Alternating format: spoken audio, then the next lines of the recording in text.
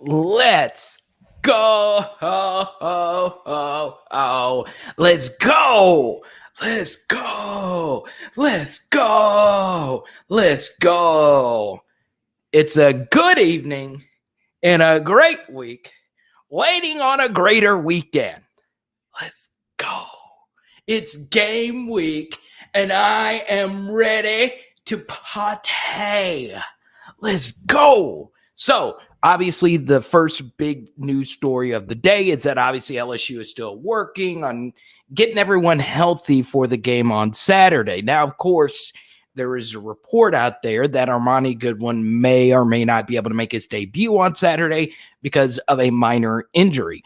But obviously, we're all lining up here for this big game against UCLA. We also had a big recruiting story yesterday where Tapp, one of the best defensive ends in the state of Louisiana, decided to commit to Texas. So we're going to talk some recruiting, obviously, a little bit later in tonight's live stream, about 45 minutes to an hour in. We get into some recruiting talk. But as always, Venmo, Cash App, Super Chat, the Super Chatters, we go straight to your comments right off the get-go. So to me, the big story so far this week has been for us on the channel. Now, obviously, the stories that a lot of you are interested in are probably a little bit different. I guess you could say most of you watching this right now are a lot like me. Like, we care about a different subset of stories. And we have focused so much this week on UCLA's offense because it was so freaking powerful against a really bad Hawaii team. But we knew going into this that UCLA has a really good offense. But what about their defense? So tonight we're going to talk about that. But the real story here is Chip Kelly versus Ed Orgeron. We're talking about two completely different types of coaches. Like, they are not at all similar whatsoever, okay? And for me, and this could be a little bit different than how a lot of people view this coaching matchup. I don't know if Chip Kelly is ready to win this type of game, right? I'm starting to think, going back to that UCLA game versus USC last season, I was really interested in some of the coaching decisions that they made during that game. And yes, UCLA blew Hawaii out. Yes, their offense was very vanilla. But this is obviously the big key here for me. I am not so sure if UCLA as a football program is ready to win this type of game. I am not sure. Now, I could be completely off base around that. But the point is, so many people have been talking about, well, the pressure is on LSU to bounce back, and the pressure is on LSU and Ed Orgeron, and I totally get all of that. And we're all hoping for a big-time bounce-back year. But for me, I can't say this enough. I still think all the pressure in the world is going to be on UCLA in this situation. This is their team. This is their year. They had been waiting for so long to have a team that is this experienced and that ready to win a championship. And this is their team. This is their year with an experienced quarterback and a really experienced two deep. It feels, this UCLA team, experience-wise, a lot like 2007 LSU, that they got all these guys that came back for this final season and they're ready to go. They have an experienced offensive line. They have an experienced defense. They're a really fundamentally sound team. I am very interested to see when this game is close down the stretch, or if this game is close down the stretch, who's going to be better situationally. Because to me, when you go back and look at some of the results UCLA had last season, how they performed in close game situations was very interesting, to say the least. There's only one team that's ready to beat LSU. I won't say who. I understand, Jared. I'll say it for you. The Kansas City Chiefs. That's the only team that could beat LSU right now. Okay? So as always, Venmo, Cash App, at Carter the Power, and the Super Chat is always wide open, baby. I'll put this. There we go. And message right there. LSU 42, UCLA 24. So I say all of that once again, for me, obviously, an even bigger story is obviously the hurricane. So, I've been thinking a lot about my friends at Are You Serious Sports, my guy Blake down there in Albany, and just everyone in South Louisiana, all my family and what they've lost. So it's also a big thing as far as, the team transferring over to Houston and practicing in the Texans facility for this week. So, it kind of sucks. I think this is our first live stream without Leonard in quite some time. He is an Entergy employee, and he said he's going to be working 16-hour days from here until the end of time. Okay. And Leonard's just always so funny and positive. I'm going to miss him today. I really am. 16 hours days. That's just crazy. But shout out to Leonard and all our power line workers that's working to get the best date back in gear. Let's see what the poll question. I was going back and forth on the poll question. I'll flex until Marcus gets here. I love it. Let's do this one tonight. Let's do this one. Does LSU score 34 plus points? Let's do that one tonight. Okay, there we go. So, Jared, you got the first super chat in there. Congratulations. And, oh, Jared, your flight got canceled. I did not know that. Your flights got canceled out of New Orleans. So now you're flying out of Mobile for an extra $130 per ticket. Yeah, I'm sure you're not the only one going through this right now, Jared. That sucks. But thank you for your very generous super chat tonight. As always, 1 for 10, 2 for 15, 3 for 20 Lugger bands. So, yeah. And as always, we see an LSU card to go along with it. Once again, that's 1 for 10, 2 for 15, 3 for 20 on the Lugger bands. What LSU card are we sending out tonight? Let's see here. It's going to be a good one, as we always do it. I want to get into a little bit about UCLA. So the one thing I found to be very interesting, and I didn't know this, okay, they made such a big deal last year about how disjointed the LSU defense was, and it was a big deal, right? But the one thing I found very interesting was UCLA, their defense added a very interesting – what's up, Noel? Good to see you, man. No, we have an extra slot for the draft tonight. Hey, Paris. She is here early. Congratulations, Paris. I love it. I do want to get into this, and I found this to be so fascinating. Okay. UCLA has a defensive coordinator. His name is Kevin Norwood. Now, if you go look at the UCLA staff directory, you don't see him listed as the defensive coordinator. You see him listed as the passing game coordinator on defense, right? So we're used to, as LSU fans, the passing game coordinator is an offensive coach. So obviously this year that is DJ Mangus. What's up, Mikey? What's up, Mick? What's up, Mr. EJ? Let's put Paris's comment up there. We're used to the passing game coordinator being an offensive coach. So last year, obviously, it was Scott Linehan. This year, it's DJ Mangus. And the year before, the great Joe Brady. Well, UCLA has one, but he is a defensive coach, Kevin Norwood. Now, Adazio is still their defensive coordinator, but the guy that is really calling the shots is Norwood. Now, what's very interesting, and you guys are going to find this very interesting because you're on this channel. When I was doing some research, UCLA's defense is actually divided up into two parts.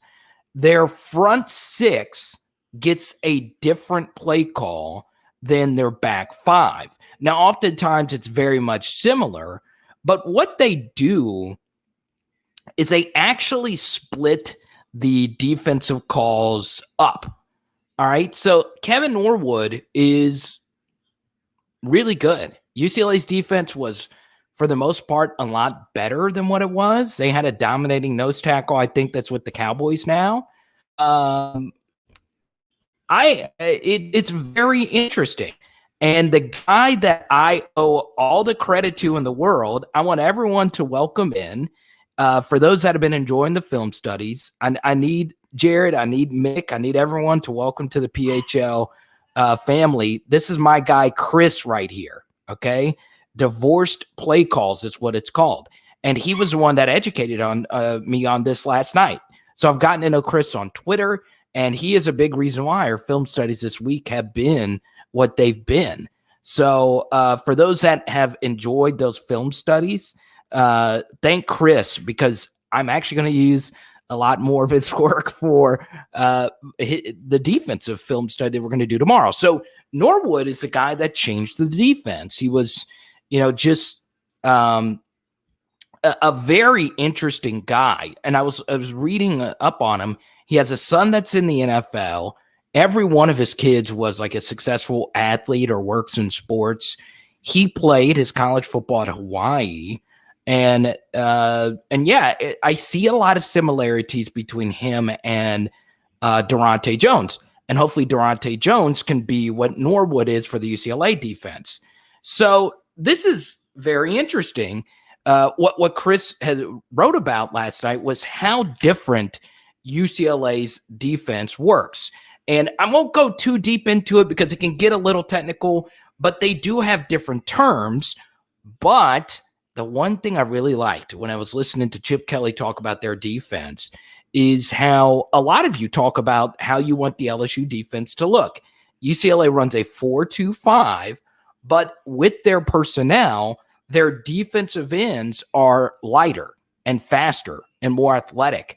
And their blitz packages, this is what really concerns me, can be very stressful on the offensive guards, which is something that I find to be very interesting. Okay. So now, and Blanche brings us up. Hey, cheers to Chris, man. I appreciate him.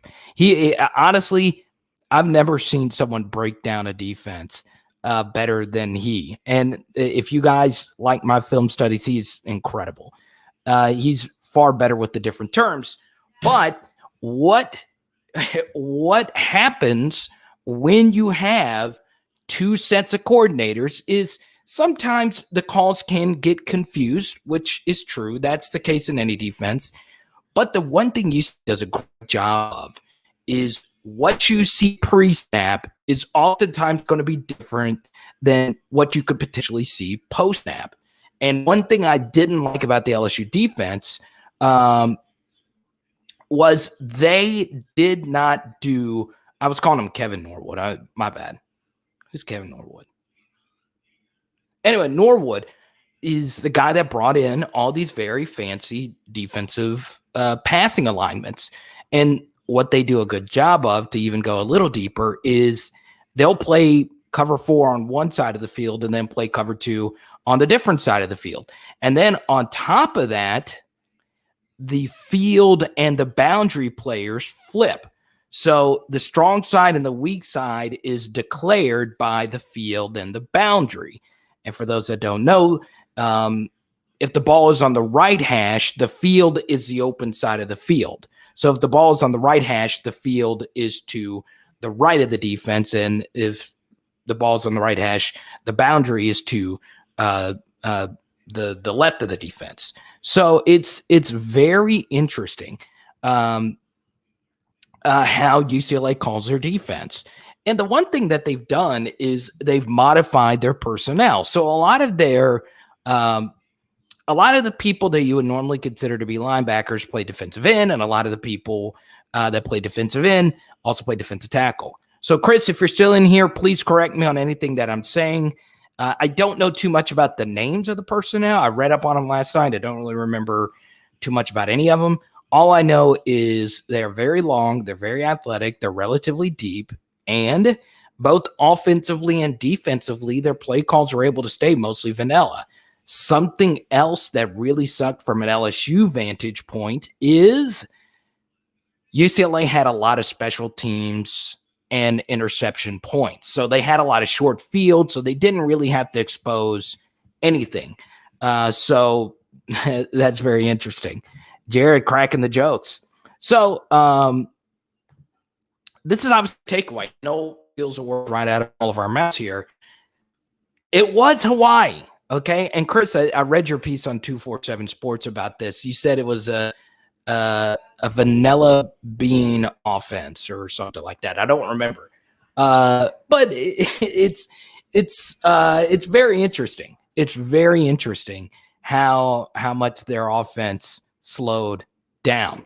But once again, when you play a bad team, it's hard to really draw anything from that game. And on top of that, something else that Chris brought up to me is DTR historically does not have good season openers. So it really helped UCLA out that they were able to get his really bad game out of his system. But then again, we'll see what happens. Rita wants to talk some recruiting. We'll get into it a little bit later. As far as Jamon Tapp, some people are concerned that LSU's pockets aren't as deep as Texas pockets. So we'll get into Jamon Tapp here in about 35 to 45 minutes. But if you want to talk about it now, I'm all about it. Let's see here. Let me pull this up really quickly. And I've been getting this message a lot about the Jamon Tapp news is, since we lost Jamon Tapp, we definitely we've for sure have got to make sure we land Quincy Wiggins.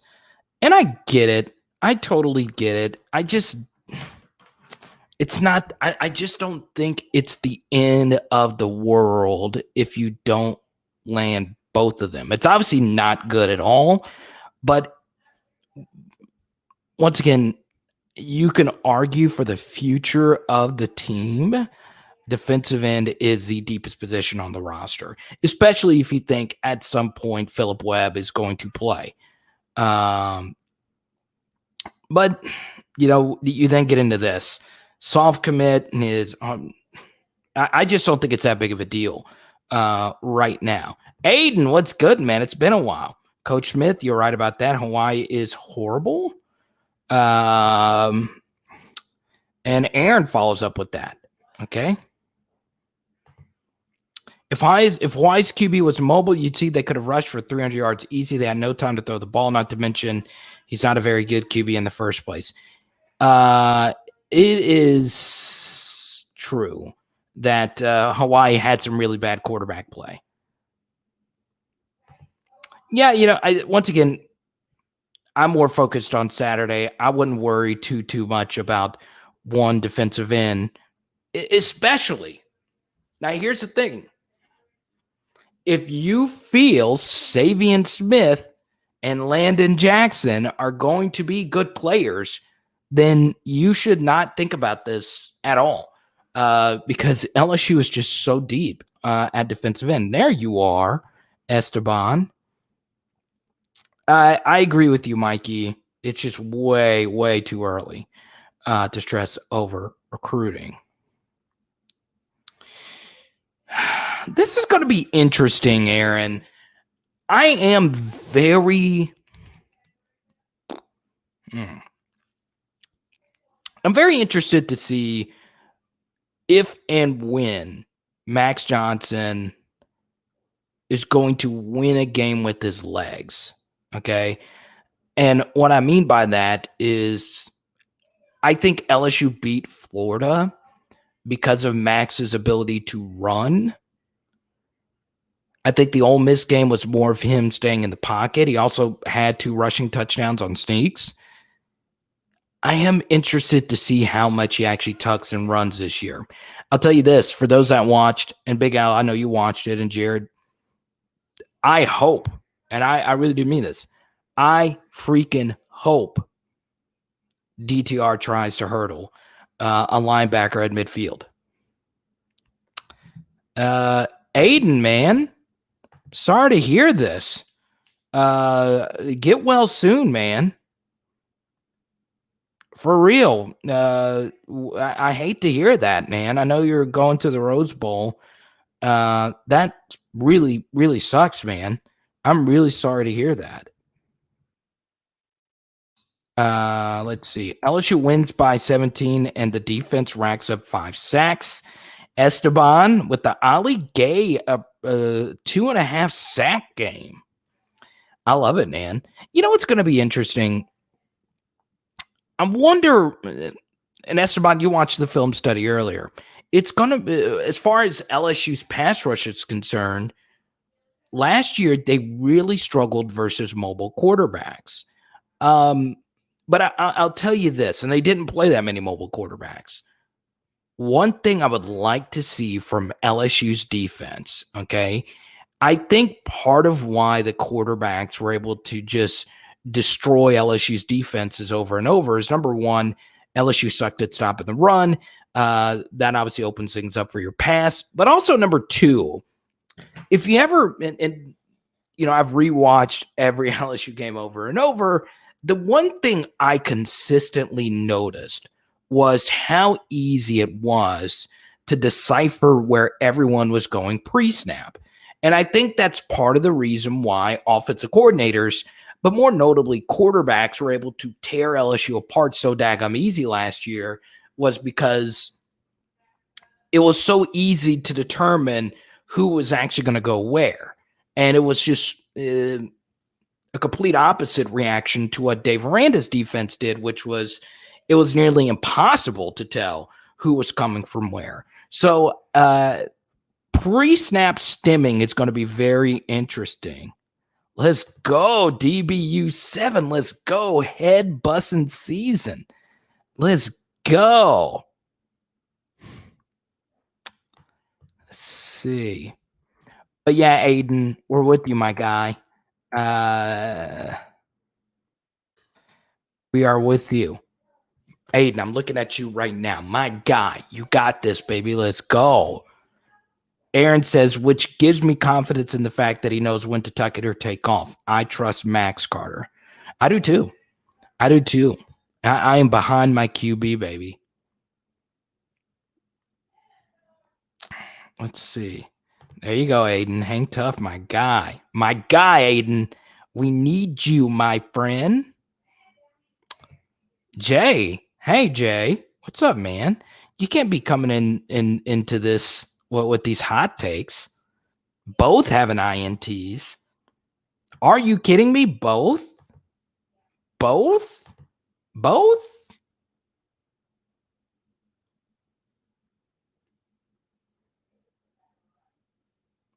Both? Jay, you can't just pick both. You got to pick one or the other, man. Because I don't know if I could handle myself if both got picks. If we get good O-line play, we should win by 17.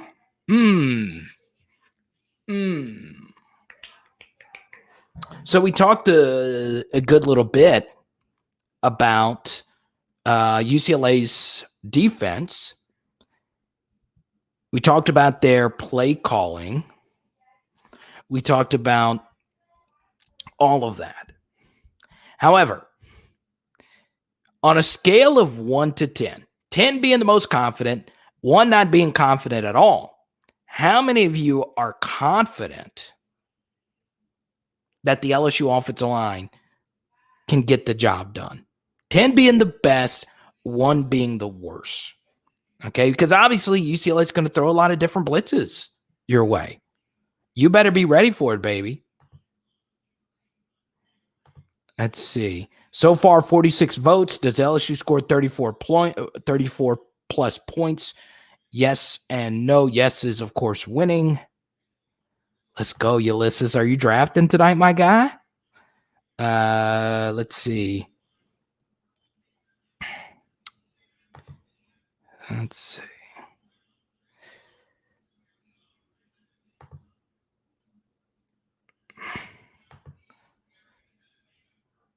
Not much faith in the O-line. Love it.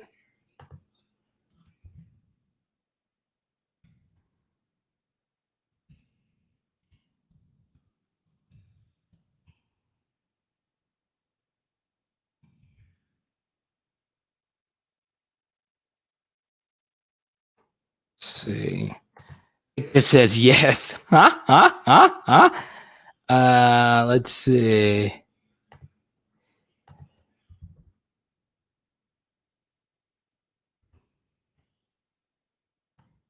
Let's see. Mikey says 8.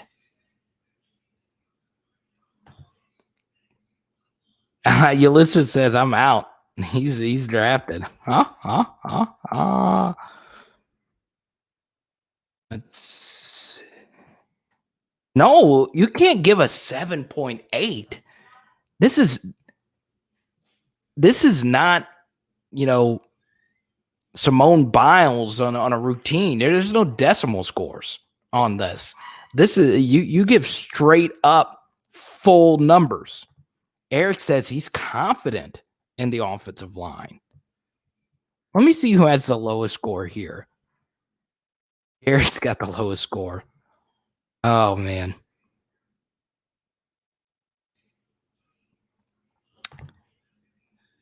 Here's Dalton. Can Chip Kelly have a scheme that could almost take Stingley and Ricks out of the game, really attack the middle of the field to take advantage of linebackers and safeties?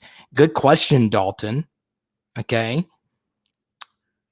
So let's get a little technical. We got really technical in UCLA's defense. Let's talk about their offense.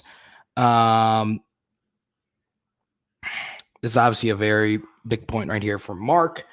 Mark, if you want a bunch of content on that, last week we had championship week. Oh, I got some pimples.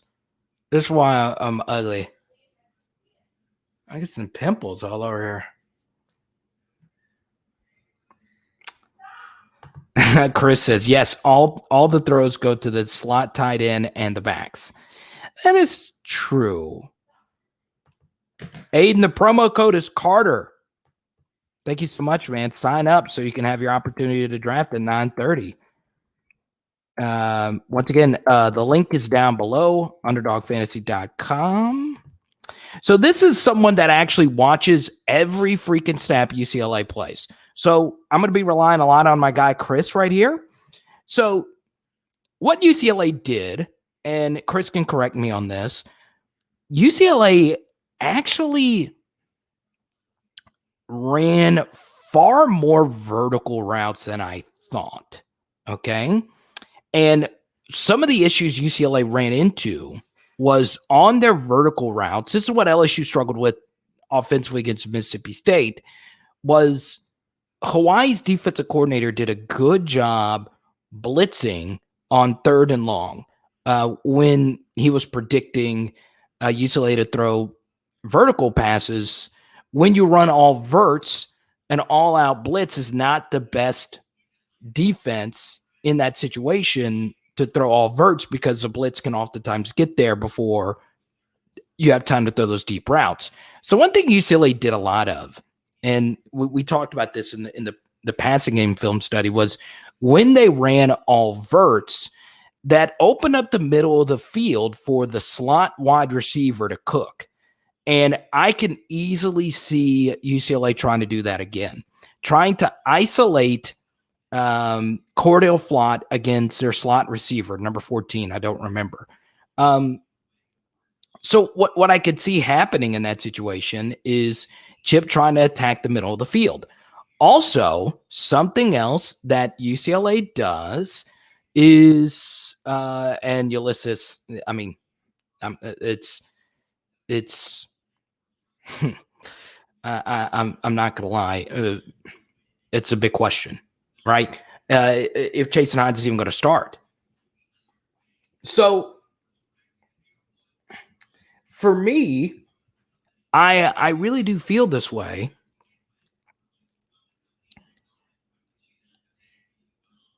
I think UCLA is going to run more mesh, where they're going to test to see if LSU is going to defend like they defended Mississippi State. So for those who don't know, mesh is when your two inside receivers, or just two receivers in general, run crossers. And if you run a lot of two-man under, mesh can be really productive. And we saw that last year against Mississippi State.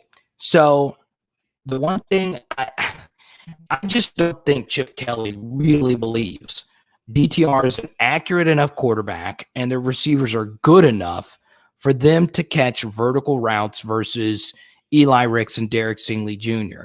And I understand Derek Stingley is not in the best of health over the last couple of weeks. Even then, UCLA's wide receivers did not blow me away with separation at all against Hawaii. So I'm going to be shocked to see if UCLA attacks LSU really that deep vertically at all. I think it's going to be a lot of intermediate throws over the middle.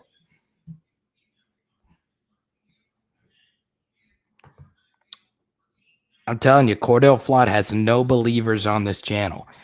You know how some people say, and I have my skepticism of Cordell Flott as well.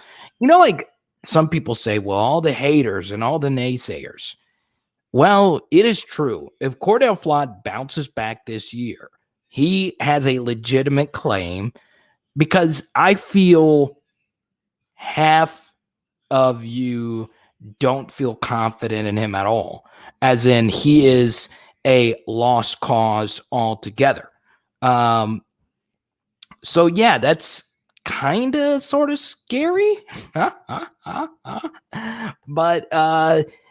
yeah, you know, I don't think any more or less of Cordell Flott, because the scheme was so bad and the slot receivers he went up against were really, really, really good. But we'll see. You know, this is his bounce back year. This is a Cordell Flott revenge tour. And let's hope it does bounce back.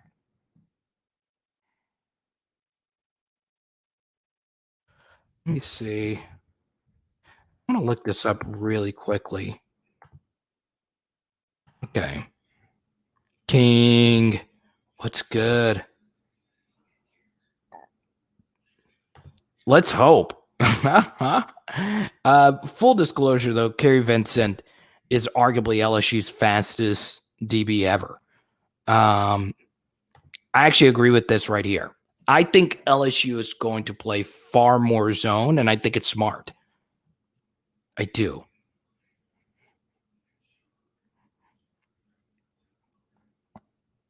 We'll see. You know, I'm very skeptical of Cordell Flott. I really am. But last season was just a concoction of a disaster, right? So his best friend, Derek Stingley Jr., was in and out of the lineup, which really ruined the communication. Their communication was not great all last season at all to begin with. And, you know, for me, and this is, you know, a very key thing as well. If I think Cordell Flott, now, this is where nuance comes into the equation. We did a film study showing how Cordell Flott had no help at all from the coverages that they asked him to run. And let's be honest, he went up against Traylon Burks in the slot, who's going to be probably the first receiver taken in this next draft. He also went up against Devonta Smith in the slot, and he also went up against Kadarius Toney in the slot before he got ejected. Those are just three of the receivers. Now, he did get lit up by Austin Williams of Mississippi State, who is not going to be a first-round pick, but we'll see. That's the thing, Diggo. Is this defense going to be nasty? There you are, Tony. There you go. Everyone welcome in the Master Blaster, the Super Chat Master. Up, Hit Stick. Hadn't welcomed you in.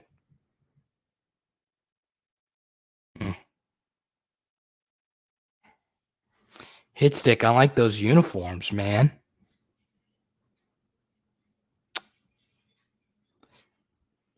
Expect some big hits. Let's go.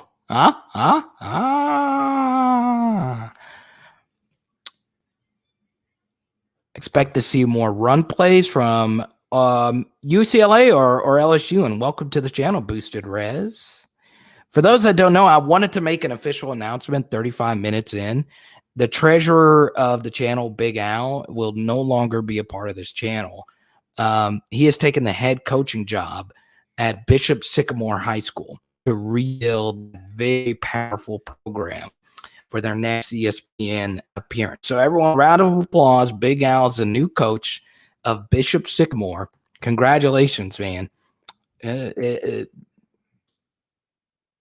don't know.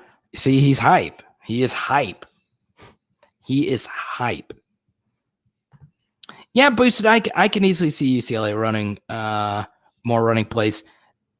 There we go. Iceman Kappa Man. I believe our defense will be fine, and they have a lot to prove. Oh man, Kappa Man, your your bands are in the mail. And for those that don't know, that was very, very, very sarcastic. So for those that don't know the Bishop Sycamore story, they were a fake high school. Well, they weren't fake.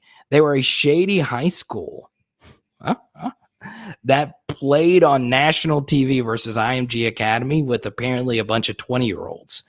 And they still got beat by a bunch of 18-year-olds. So for those that got the joke, you got it. You got it. I had to get one Bishop Sycamore joke in there. It's like the Manti Te'o story, but like an actual football team. Let me know, Kappa Man. Let me know, Kappa Man, your situation in Baton Rouge. How are you? For those that are in Baton Rouge and New Orleans, let me know your current situation right now if you're in South Louisiana at all. We're talking about Slidell. I know Slidell got hit. I know Albany got hit. So let me know how you guys are holding up if you are in South Louisiana. For those that don't know, Leonard, our resident electrician, is already at work 16-hour days, so he won't be able to be in a live chat for the next 2 months, which kind of sucks. So, Kappa Man, let me know your situation, man. That's obviously more important than anything we're talking about tonight. Let's see. We got Porter out there. Joke flew right out. I knew Big Al knew about it. I knew it. No, it's a crazy story. It was a fake high school. It is a fake high school. But yeah, I'm thinking about my guy, Blake Ruffino, man, at Are You Serious Sports, man. Runs a really good show.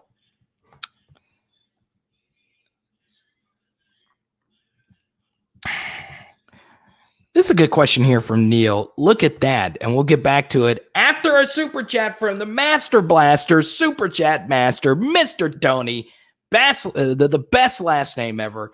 I freaking love it. Can we thrash UCLA with that slim offensive line? Good question. So, something I found to be very interesting, UCLA was playing with their backup center. So, with the backup center, does that actually mean that UCLA's offensive line is going to perform as well as they did versus Hawaii? I'll tell you this, okay? Ultra, thank you for your super chat. We'll get back to this question here in just a second about the running back room. Ultra, the new dad of PHL. Freaking love it, man. I know you've been super busy with the new kid. All right, Iceman. Hang in there tough, man. You're in the hotel. one of our Baton Rouge natives right here. Want to have no power until next week, but I have to find a TV to look at the game. All right. First thing here, can we trash UCLA with that slim offensive line? Yes, I can see a scenario where LSU's defensive line just dominates. They're obviously going to be really good, right? They're going to be more athletic than the guys that they have in front of them, especially if UCLA's all honorable mention Pac-12 center is not back. The one thing I noticed was their center versus UCLA had a lot of high snaps.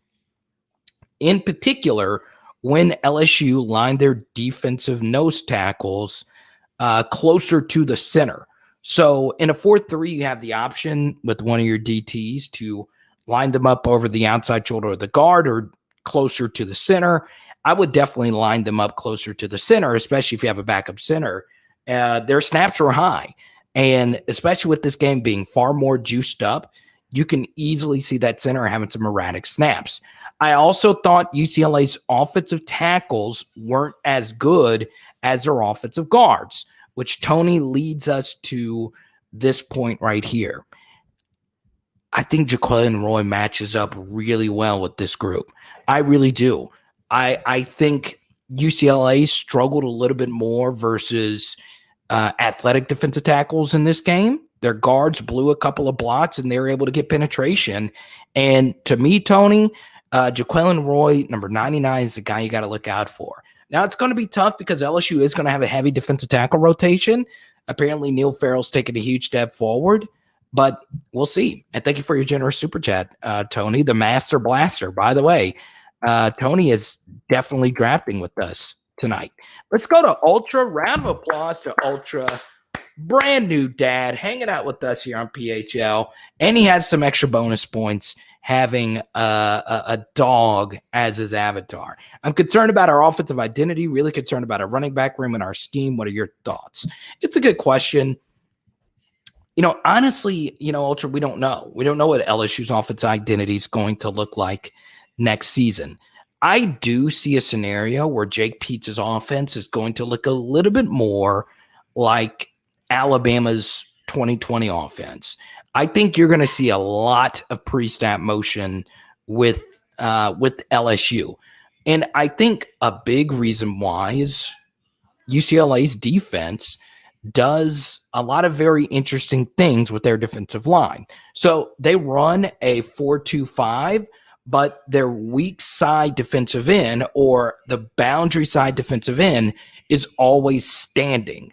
So what you can do with that is motion guys, and it could put some defensive ends and edge players into a buzzword that's used in the coaching community is conflict.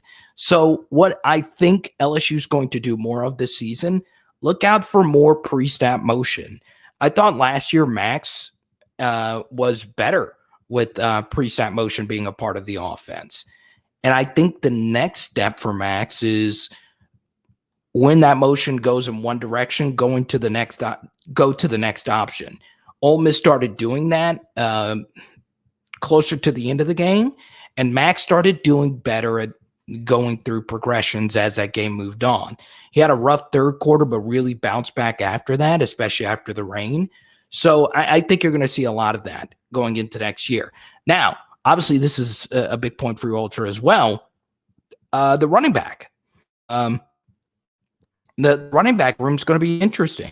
So the likelihood that Armani Goodwin, who I think is going to be a superstar at LSU, the health is not there for him. So you very well could see a healthy dose of John Emery, especially considering TDP's health has been up in the air recently. And you could see some Corey Kiner as well. Also, and because the running backs have been so hurt, do not be surprised if you see a lot of Josh Williams, simply because he is experienced. He's been there. Max is really comfortable with Josh Williams. He is the fifth string running back. And let's be honest, his Ole Miss game was actually good. So even though he is probably the fifth option, and he is a little undersized. Athletically, there is something to be desired there, but the guy plays with a lot of desire, and he knows the position. And his pass protection, for the most part, even though he can get blown back sometimes, is actually good. So we'll see. But it is a good question, Ultra. Let me know if I answered that okay for you as well. It is really good to have you back, my friend.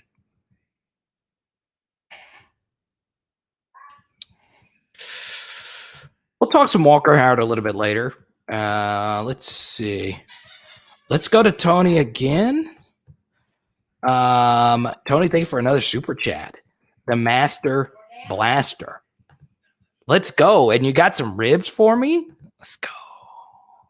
The Master Blaster. I have a feeling that Max has to look over his shoulder at Nussmeier. What are your thoughts? Yeah, of course. Garrett Nussmeier is going to be let's go. Captain Kenneth got his power back. Let's go. So this is a good question for Tony. All right. Should Max Johnson be looking over his shoulder to Garrett Nussmeier? Well, yeah. I mean, Garrett Nussmeier is going to be a very popular player at practice, right? Number one, you saw it in the spring game. He's just a good guy to have in your team. Very uplifting guy. You saw him do a lot of the intangible things right. Even when he threw interceptions or when someone else made a mistake, he would go up and console that person. Just by looking at that, he's a good teammate. And that makes sense. He's the son of a coach and all that good stuff. Now, Garrett Nussmeier has been performing better in scrimmages, albeit he is going up against worse defenses, and he's throwing to a lot of these really talented freshman receivers. So, yes, I wouldn't worry too much, though, if you're Max Johnson, because LSU can't afford to play Garrett Nussmeier right now because they only have 2 scholarship quarterbacks. And what if Max Johnson says, okay, I don't like being benched, I'm just going to pack my bags and go? Then he wouldn't do that if Garrett beat him out. But at this point, I don't think Max feels really under pressure at all from Garrett being the guy, especially considering this locker room is really around Max right now. Now, the question is, Tony, how bad would Max have to play to go to Garrett? Well, it would have to be really bad. I think it's going to take a 3-interception half for LSU to pull Max Johnson in any sort of game situation at this point. So, yeah.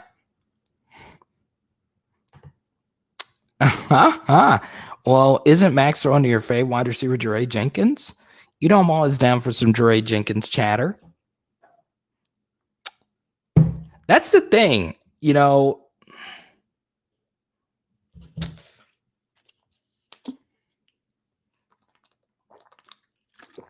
Can Max Johnson go to a second read? Plum, what's good, man? So for those that are going to the game, Plum will be at the game. If y'all want to link up with Plum, let me know.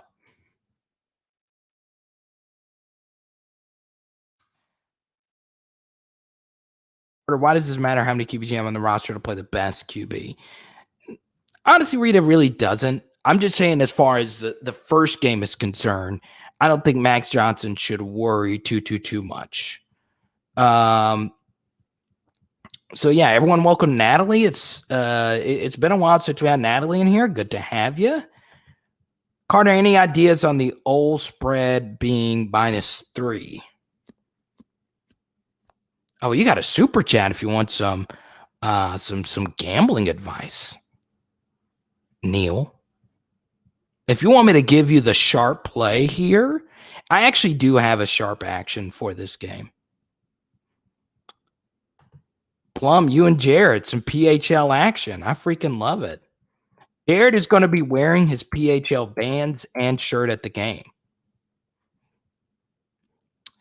Neil, I'll share my thoughts on that in just a second. Let me go on ahead and shout Tony the trucker out, baby. Let's go. Trucking to Shreveport and Pineville tomorrow. Pineville, home of the Louisiana College Wildcats. Let's go, Plum. I love how Pineville's school, you can see their football stadium when you pass over the overpass. I just freaking love that. I really want to go to a Wildcats game. I want to broadcast a Wildcats game. Plum, this is not a good question, man. You should be wearing a PHL shirt. T-shirt, baby. But no, just kidding, Plum. What you should do is paint up. Just go shirtless, paint up. Show these Cali boys how we do it. No, you haven't gotten your bands yet? Let me know if you got them. Parker. Okay. Parker says we gotta have the sharp play. Love the videos, man. Plum, if you got your PHL shirt, you and Jared definitely need to meet up. No, let me know. I'm going to look into that for you. And if not, I'll send you some new ones if for some reason they got lost in the mail. I will look into that for you tomorrow. Okay. But no, I got you, man. No, I got you, baby. Once again, 1 for 10, 2 for 15, 3 for 20. And a quick reminder, if you want a fantasy draft with us tonight, go to underdogfantasy.com. Type in the promo code Carter. Once again, it is Best Ball Fantasy. Unfortunately, they are not licensed in the state of Louisiana, but if you are outside the state of Louisiana, you're more than likely qualified to play with Underdog Fantasy, and we'll be drafting around 9:30 Central. We got a prediction. Well, let me share this, all right? First thing here is UCLA is going to score more points than 10 points, okay? Simply because LSU plays at a faster pace now. It's just going to happen, okay? Let's go to this super chat right here. When you coming back to Fairhope, Philip Rivers is the HE's.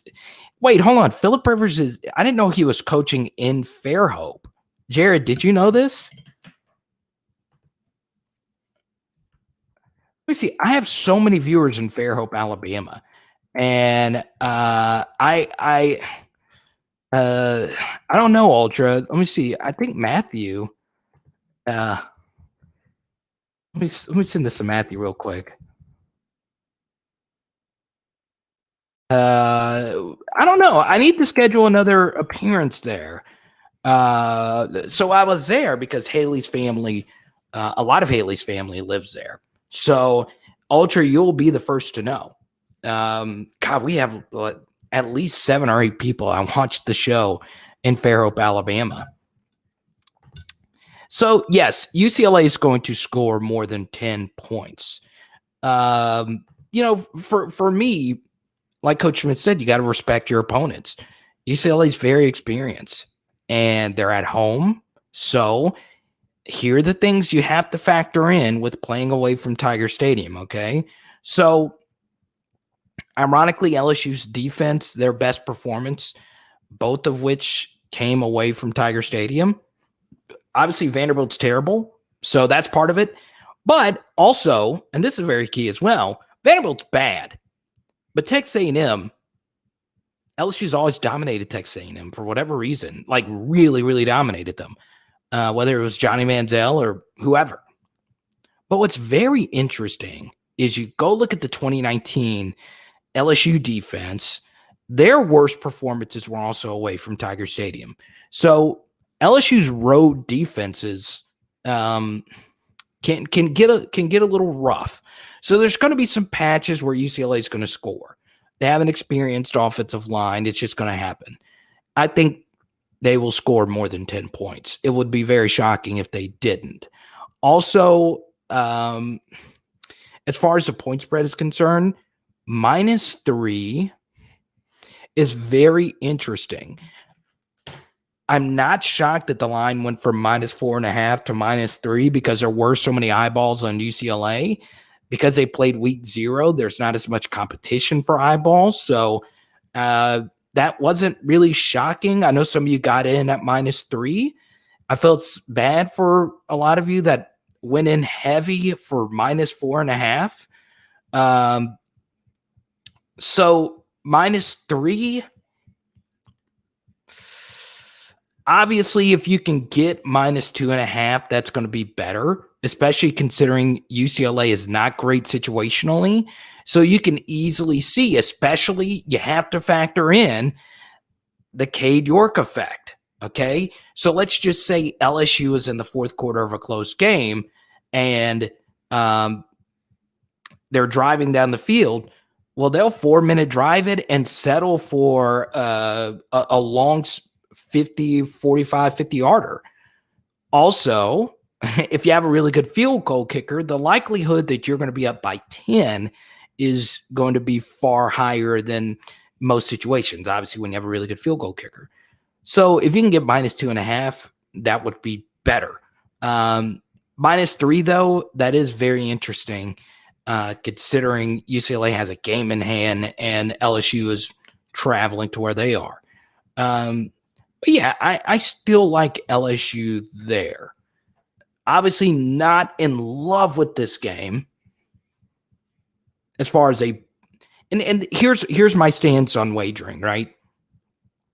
I'm not going to place a wager unless I know it's going to hit, okay?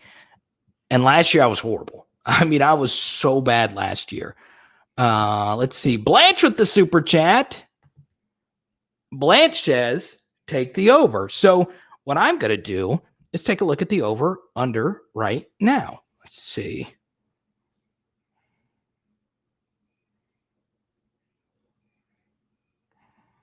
Let me take a look at the over under. Let's see what the latest line is. Amacat, I hope you're right, though. I hope you are right. Don't get it twisted. I will take a 10-point beatdown. And the line here is down to 2.5. According to my app, the score 3.5 down to 2.5. With the greatest field goal kicker in LSU history.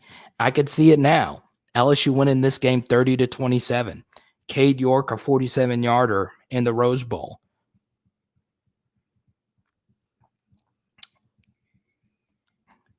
Once again, like I say, disclaimer with Underdog Fantasy, none of what I say is gambling advice, okay? None of what I say is law, all right? It's not. None of what I say is for sure going to happen, especially knowing how my personal wagers made. And also bet responsibly. Just because you have my guy Parker in here saying, hammer it. Big Al, that's good. Pray for the fog storm.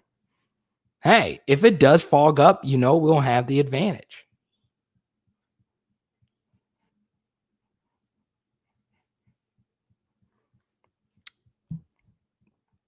I come here for financial advice. Well, if you haven't already, get your Roth IRA now. By the way, Power Hour LSU has a Roth IRA brokerage firm lined up. And Trey, I've been missing you, man. So everyone, Trey's daughter is watching the live stream. Everyone show just some clap emojis for Trey's daughter. She's going to help me cheer for the Tigers this weekend. Let's go. So everyone, I just need some clap emojis. Let Trey's daughter know that she feels welcome on the channel. And everyone watching with their kids or their significant others. By the way, Trey, you missed this during the last live stream. It was 3 hours in. Kareem, and it's funny because we're talking about the Bishop Sycamore thing. So Kareem is one of our most loyal viewers, okay? His son, his 6-year-old son, played the number 1 6-year-old team in the country, and they got beat 57-0. And Kareem's son was watching the live chat, and we made him feel okay about getting beat 57-0. That is crazy, though. Like, that's wild. That is so wild. Oh, man. I freaking love it. I freaking love it. And And we always cheer for the super dads of PHL. And Trey, you are a super dad. First time listener, and this is great. How do you think the new linebackers and Major Burns holds up? Good question here. So once again, because Trey super chatted, because Blanche super chatted, you guys get to pick the next few questions. Everyone, Parker, just so I don't have to ask again, these clap emojis are also for you. Parker, welcome to the chat. Let's go. I don't know, fantastic. I didn't make any sense, but it made sense if you get beat 57-0 in a Pee Wee game. Oh, Matthew's got number 3 on the way in 5 weeks, man. Congratulations, my guy. So this is a good question here as far as Major Burns is concerned. The first thing is Leandria, Chef Leandria. We got a professional chef in here tonight. What's cooking tonight, Leandria? So the first thing I'll say is this, right? Obviously, I'm a big fan of Major Burns. I'm a bigger fan of his story. The fact that this guy who has dealt, with probably the worst tragedy you can think of, losing his father, is back playing for his hometown Tigers. It makes you feel great. So I am cheering for Major Burns. Let's hope he is the guy. And round of applause for Marcus. Go Tigers. Be safe, Louisiana. I finally heard back from most of the family down there. Luckily, everyone seems okay. Wish everyone else good news as well. So there we go. Round of applause for Marcus. Love it. Lots of good positive vibes, baby. Let's go. Let's go. Let's go. It's good to be with y'all for a game week. I love it, Dan. Freaking love it. What's wrong with the nose? Is there something wrong with my nose? Is there something wrong with my nose?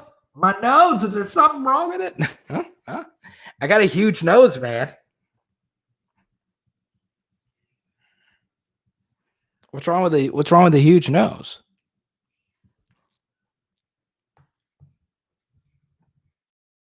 $47-5. UCLA gets a safety in there.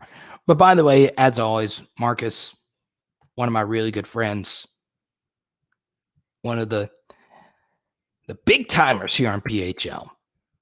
So Marcus and I were talking about UCLA's defense a little bit earlier. The group, I do think if you really want a bold opinion here, maybe LSU, if you want a true misdirection, maybe LSU goes bully ball, okay? A little more physical between the tackles running. Look, UCLA they lost their best DT to the NFL draft last year, okay? They are not expecting LSU to come out and run the football. I would not mind some I would not mind some under the center play from LSU, especially if TDP is going to be your back and John Emery as well. I feel like they are better backs when the QB is under center, right? I mean, that's the kind of football that they played in high school. So I am totally down with just a little bit of bully ball under the center, hand the football off, a little more pro style. So this is the thing. If UCLA is going to be light up front, which they will be, you got to make them pay for it, baby. Now, that is not LSU's strength. Their best player is number one, and you want to give them the football as many times as you possibly can, right? with that said, it would be nice. It would be nice. It would be nice. And I mean very nice. If we can get some of the other guys going. You don't need a fullback. You don't need a fullback at all, man. You can run at under center with just a one back formation. Yeah, pull your tackles. Let Austin Deculus come around the corner. Okay, let it happen. Pull those tackles. Let's go.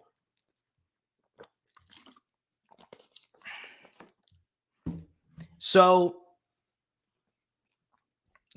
something else that you do by playing at a slightly slower pace is it does help your defense out in theory.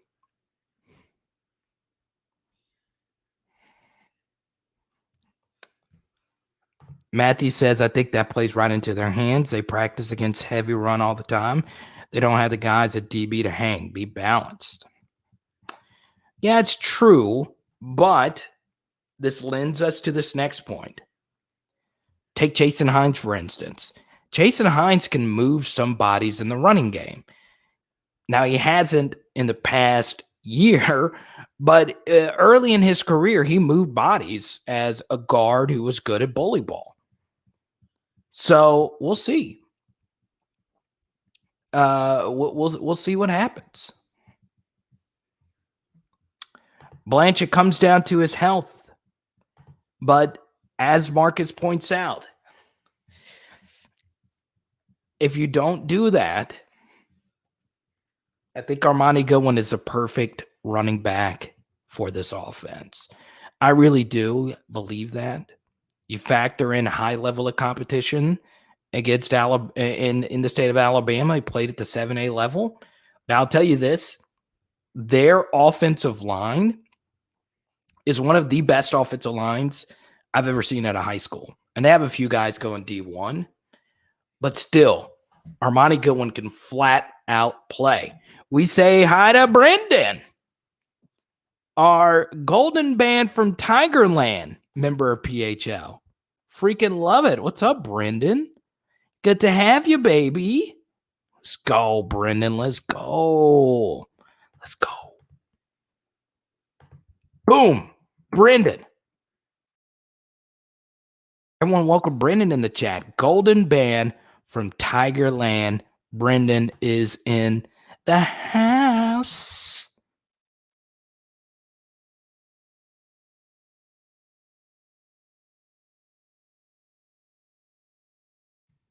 Let's see right here.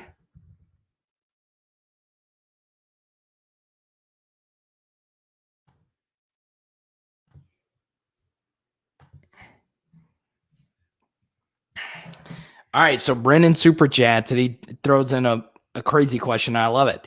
I haven't even read it yet. I have a theory. 3rd and 17 at Texas in 2019 changed college football forever by extinguishing any hopes of the Longhorns. Again, become irrelevant while remaining in the Big 12. Thoughts? Good question here, Brendan, especially considering, I don't want to focus too much on Texas because our LSU chat right now is so hot. It is going to be interesting, though, because there are some people in the 337 that are UL Raging Cajuns that if UL beats Texas, we are not going to hear the end of it, okay? I hope they do, but I'll tell you this.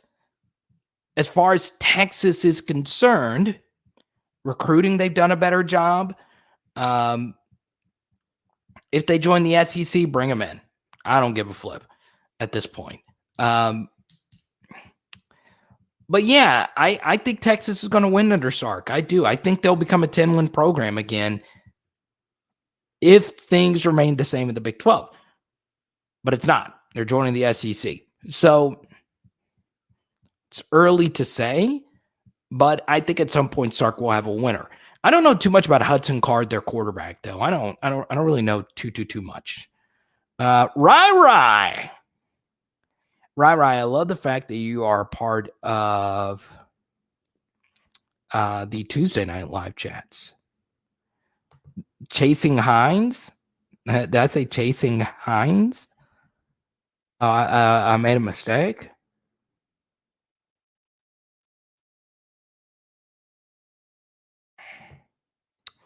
Amacat, I love it, man. You know what's interesting? I'm glad you brought this up. Amacat.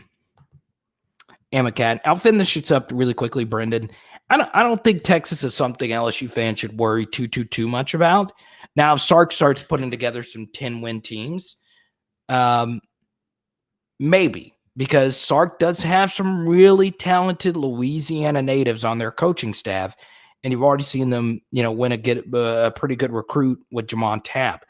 I'll send you a message, Matthew, around 9:30 if we need somebody. Enjoy it, man. I did not know Matthew was having kid number 3 soon. That's really cool stuff, man. Let's see. Thank the Lord, man. Can you imagine your life with that LSU football? I just couldn't do it. I couldn't do it. Who's going to be the third receiver? It's a good question.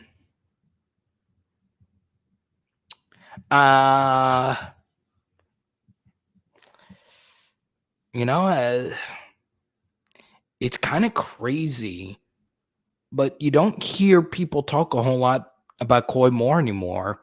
But year 1 to year 2 is normally the big jump for wide receivers, right? So, yeah, this is a big year for Coy. Now, of course, you would prefer it to be John Trey Kirkland, knowing how long he's been at LSU. And it would be nice to see John Trey finally become that guy. He is a very valuable asset. He runs very smart routes. He is their best pick route runner. He's also probably got the highest football IQ on the team. It's ridiculous how many little things he does right. I still think your starting wide receivers are going to be Kayshon, Coy, and Dre. Let's go. Round of applause right here. I did not think this is one of the coolest super chats I've ever gotten from an opposing fan. This is really cool. RCO, thank you so much. Hey, everyone, UCLA fan here. Really been enjoying your videos this week and looking forward to the game. Hope everyone is safe after the storm. Hang in there.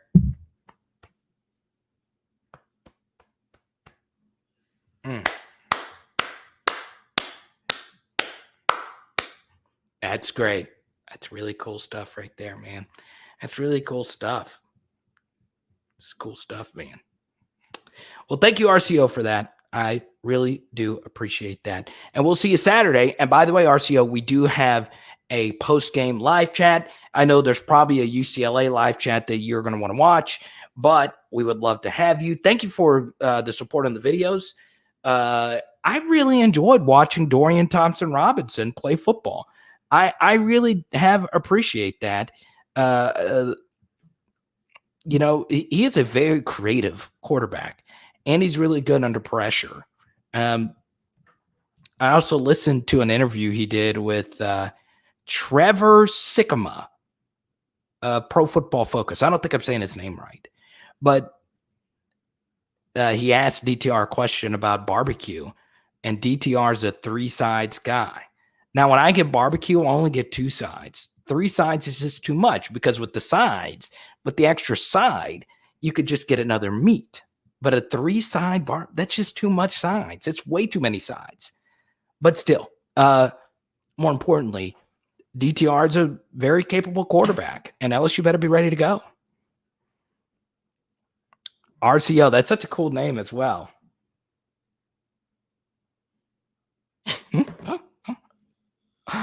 I really appreciate that. Also, because of the new StreamYard technology, I'm not allowed to see how many likes I have. So yeah, please hit the like button if you haven't already. And RCO, thank you so much. I try to do this for every opponent. I will say, schematically, UCLA is really fun to watch. I also really wish the West Coast cared more about football. Okay? Now, look, we could talk all we want about, SEC. SEC is the best. And we all agree in this chat that the SEC is the absolute best. Okay? But college football is better when the West Coast is relevant. Okay? So I'm hoping UCLA or USC emerges. James, what's good? So let's focus in on RCO to make him feel welcome here. DTR is frustrating because he should be great. But after watching a decade of terrible football, I'm just glad to have a team that didn't crap the bed against inferior teams. Yeah, RCO, it is interesting because this is going to be a take that only a few of you are going to care about. But he did go to Bishop Gorman High School. And Bishop Gorman has had a fair share of duds that just don't work out. And part of it is because they are so much more dominant than all their high school competition. So it is very interesting. DTR went to that high school and, they might have played competitive games and I don't know. But if you look at Nevada, the top 5 players in Nevada are normally 2 or 3 Bishop Gorman guys. It's really crazy. So I then look at his ability, and it looks to me as if he is someone that is really good at reading defenses. You could see it in the Hawaii game that he is really good at determining what the linebackers are going to do, which is part of the reason why he's really good under pressure. With that said, I do feel the same way, RCO, that he should be better. Now, do I think he could be an NFL quarterback? I'm not so sure. I don't know if his arm is unbelievably special or his running ability is unbelievably special. I just think both are really good. I think a good comparison is probably someone like Sam Ehlinger, like a guy that's good athletically, is a good quarterback, will put up good numbers, is a good leader, but can he be special? I don't know. So we'll see. But thank you for the very generous super chat. Here's a throwback for you. I didn't even know who Freeman McNeil is. Also, speaking of UCLA quarterbacks we all thought would be better, shout out to Josh Youth Pastor Rosen for making the Atlanta Falcons team. I did not expect Josh Rosen, who, by the way, at his press conference was dressed like, a modern day youth pastor. I thought he was getting ready to go stack some chairs or something, but he made it. He's in the league. Is he someone that could be the heir apparent to Matt Ryan? So we'll see. That was Jared, Big Al, you better come get Jared. Don't let Jared get you on these dad jokes tonight. That was a crazy result. I don't follow high school football too closely, James. By the way, I do want to shout it out again. Mason Taylor going off this past weekend. I think I would be shocked if Mason Taylor doesn't turn out to be a stud, or at the very least a 4-star recruit. He's only a 3-star right now. Mason freaking Taylor, are you kidding me? Are you kidding me?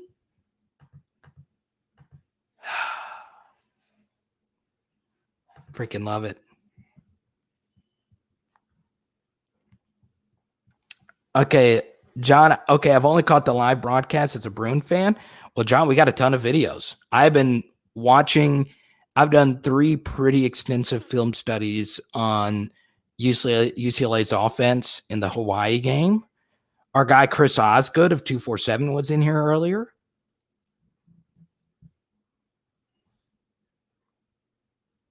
He made the Falcons.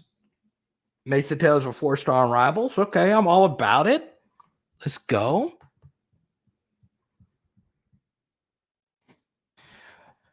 So yeah, RCL, thank you for the super chat. I'm always down to talk DTR, man. I really do find him to be a very fascinating quarterback, a very fascinating individual as well. A TikTok superstar. I also think, and RCL, I think you watched our video from earlier.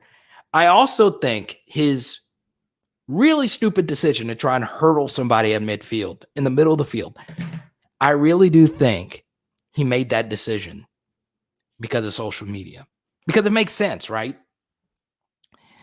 There is a lot of value on being on SportsCenter top 10. And if he completed that hurdle, he would have easily been number 1 on SportsCenter top 10.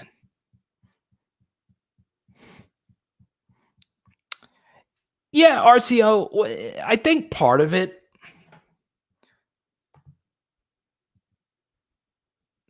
Chip Kelly was very vanilla against Hawaii. That's true. And that's what he told me as well. Yeah, Chris was in here earlier. I'm wondering if he's going to come back. Chosen Rosen, he was another one that got my hopes up. It was pretty brutal to be a UCLA fan since 99. I did find it very interesting how many diehard UCLA football fans there are. Like diehard. And RCO is a good example of this, and John's a good example of this. They're watching an LSU's perspective on this. They really do care about their Bruins. And I'm not going to lie. I'm going to bring up my own, the only bone I have to pick with UCLA football.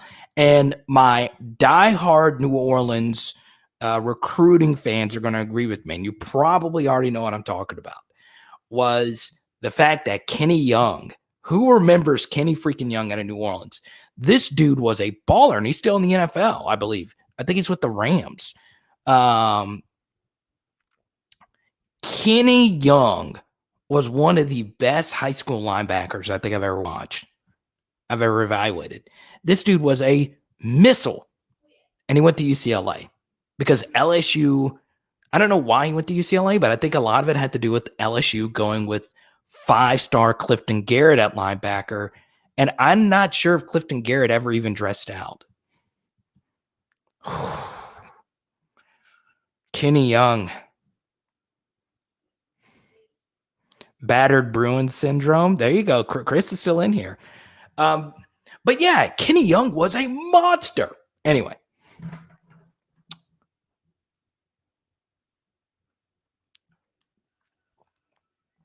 Let's see. Stingray and Tricks at cornerback. Stingray from Mississippi State playing the boundary corner. I like it. John Curtis. He had 20 tackles against Leonard Fournette. That shows you Kenny Young. Well, and how good was he at UCLA though? Like, was he one of the top 5 linebackers of the last 20 years? I don't know. I don't know too much about UCLA's history. But God, Kenny Young was a monster in New Orleans. So he was all Pac-12. Good. So he turned out to be great. I was so pissed. And that was like the first year I started doing more recruiting coverage. I was like, what is happening? This guy is so freaking good. Jonathan Ogden chat. Sam, what's good? Welcome to the channel, Sam. Battered Bruin syndrome. And this is something else. You know, we were talking earlier about pressure. Now, once again, I don't like to get too deep into the subjective stuff, such as like who has more pressure going into this game. But I know we're LSU fans and we want to win the national championship and we want to have a national championship standard. Understand how freaking good we have it, that we had 3 national championships with 3 different head coaches with 4 different national championship appearances, some of the most memorable and iconic players of all time, the most iconic college football team of the college football era. We got it pretty good. Okay. And you then listen to Chris and RCO. They're just hoping to go to the playoff this year. They're just hoping to win the Pac-12. So, once again, that doesn't make it any less for me that I don't want LSU to win this game. I really want LSU to win this game. But to me, there is more pressure on UCLA. They are at home. They are the program that just played in front of 6,000 people for their home opener. They're trying to put this program on the map. There's so much pressure on UCLA in this game. So much. Oh, yes. Eric Kendricks. Miles Jack. How did I forget about Miles Jack? God. Yeah, and I made a joke about the UCLA fans not being there. But UCLA is on a quarter system and students. So it was very normal.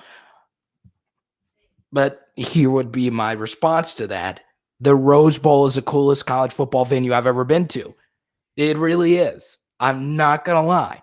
So I covered a Rose Bowl, which obviously is different, but I covered the Ohio State and Washington Rose Bowl, the 2018, 2019, New Year's Day, whatever.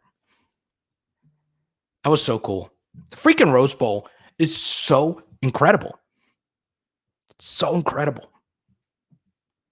So, I'm not going to lie.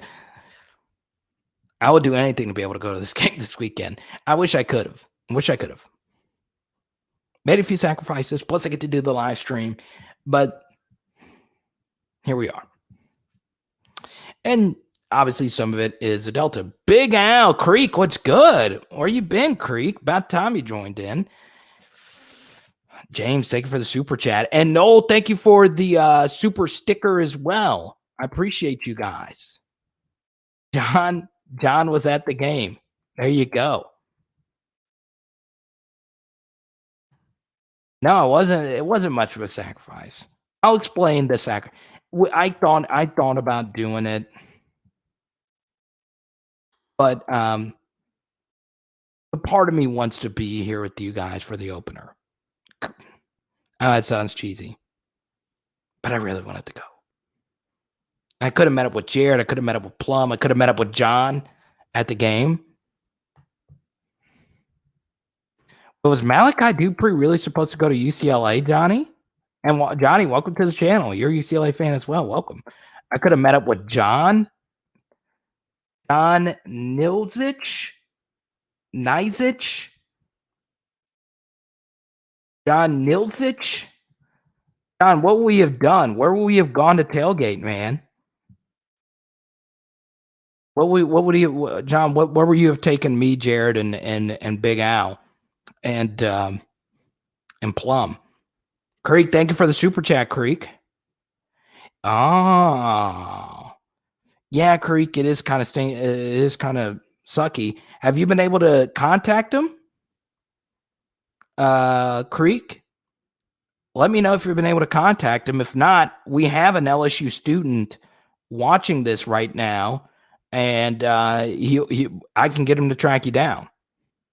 Nisich. FFYM. I appreciate you. Fueled by haters. What's good, man? Anthony Barr was a beast. Yeah. I forgot about Miles Jack. Was a monster. Two-way player. I like the old Miles Jack.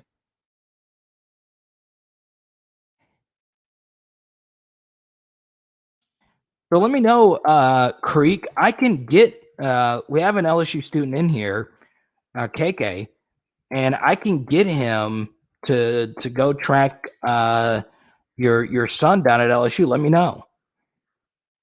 FFYM, I am good personally. My family in Baton Rouge, I think they were mostly lucky. My closest friends are in Baton Rouge as well. I've been able to contact mostly all of them. So yeah, I'm very fortunate, but not everyone's as fortunate, obviously.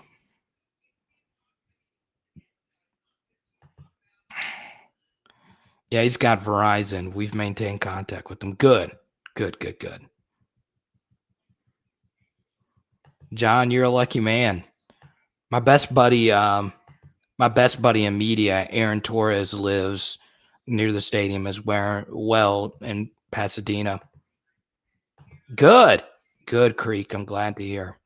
I am glad to hear. Okay.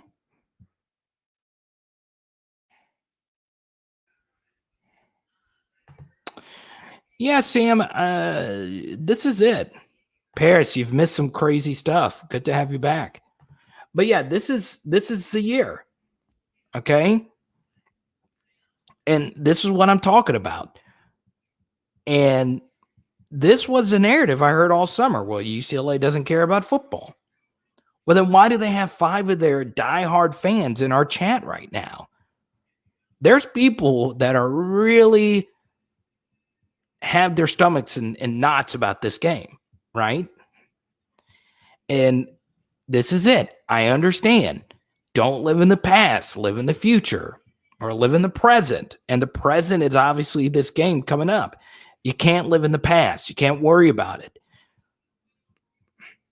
But let's be honest. We're the luckiest fan base on the freaking planet. We're the luckiest. We've gotten the luckiest amount of drama and success a football program could possibly have at the college level. Culturally, we're arguably the most relevant program in the minds of many. Okay. And we're not the best program. Okay. Alabama's better. Okay. That's fine. But I wouldn't trade any of it for a second. UCLA fans would do anything just to win this game on Saturday, to put their team on the map. They have a hotshot quarterback, experienced team, iconic coach. We'll see. Good question here. Jared, you got his number. I sent him all your information. Text Plum when you get there. Is Mike Jones catching on the Durante system? That's a good question. We haven't heard from Mike Jones since his memorable media appearance. But it's a good question, Paris. Okay. Is Mike Jones catching the Durante system? Also, this game would actually be very favorable to a Mike Jones as well. A linebacker who can tackle in space. So let's hope he is. LSU plays USC and UCLA in 2024. That's true, man. Vegas is going to be fun. We're definitely doing a meetup there. So go on ahead and schedule your hotels. That's true, Jared. And I'm not going to lie, this is going to bother because there are a lot of Saints fans in here, including myself. But let's be honest, it is cool to see Patrick Peterson in a purple and gold number 7 uniform. Just be honest, it's good. We're not the program we are without that guy. And it's cool to see a purple and gold number 7.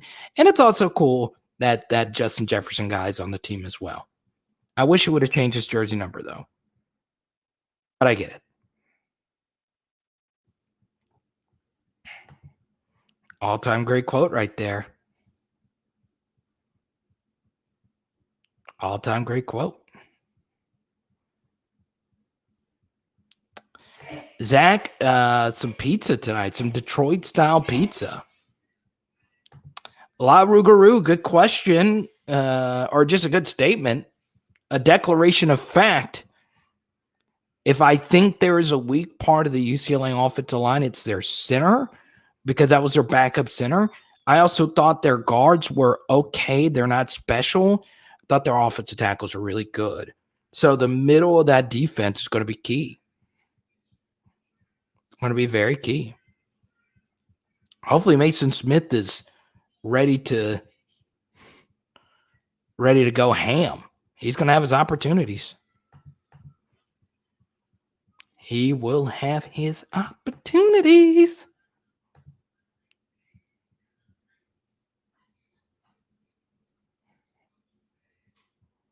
There you go, Sam. Support your team, my guy.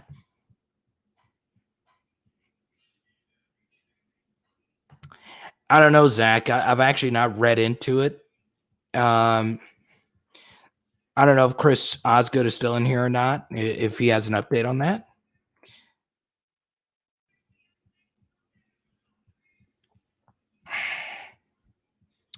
The goal for UCLA is to win the Pac-12 South this year. I really don't think this is a must-win in any way. Okay, UCLA perspective here, but I wouldn't be surprised if Chip throws out the kitchen sink on Saturday. Very interesting. Yeah, it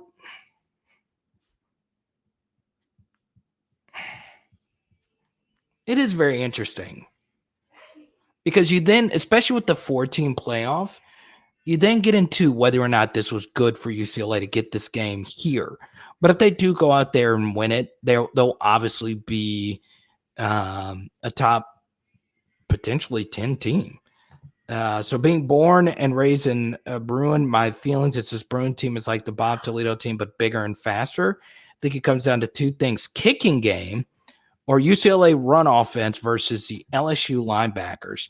True, John. And I know you probably watched this already a little bit earlier. We did a run film study, part 1. It was our video from Sunday. And that's going to be key. LSU's linebackers last season weren't great with their run fits. And we got an update here. The center is ready to go.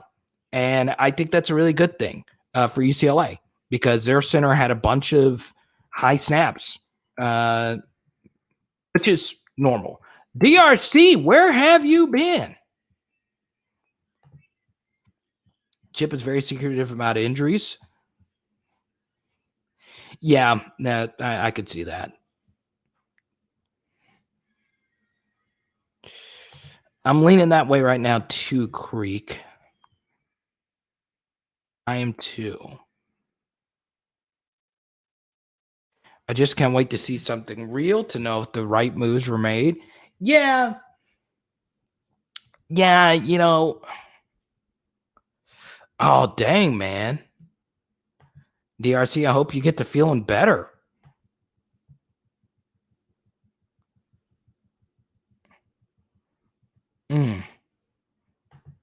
Fueled by haters. Wow. I'll put 100 on LSU winning by double digits. Well, I wouldn't do that. I would just go I would just go to your local sports book app, and once again, this is not gambling advice, but it technically is gambling advice when the line is actually -3.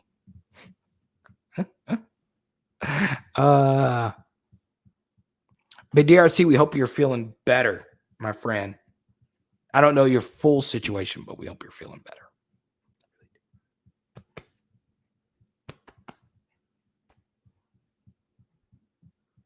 That's fine, fueled by haters. Get that $50 super chat ready to go.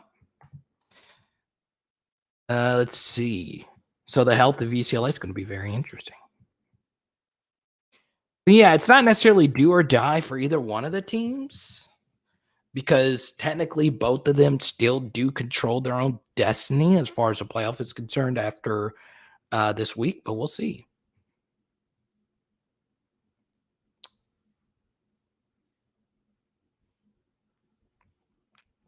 La Rougarou, I hate being harsh. My super chat's not working. Sure. Totally kidding. I think that it's going to be hard for their offense to run around our DBs. And I do agree with that. As far as getting separation is concerned. I've been watching your clips, Carter, and other well-rounded commentators. How could anyone deny our guys getting Durante Jones? Let's not forget he coached the likes of Harrison Smith. That's true. It's true. Harrison Smith has been arguably the best safety of the past 5 years. If he's not number 1, he's number 2 or number 3. He also coached Jesse Bates. So yeah, it's a little bit different though, being the safeties coach and then actually calling the shots.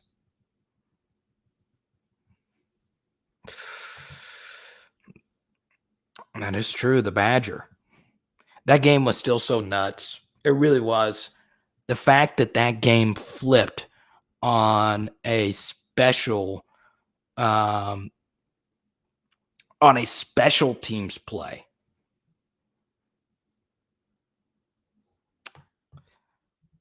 Sammy Sosa celebration all day, man.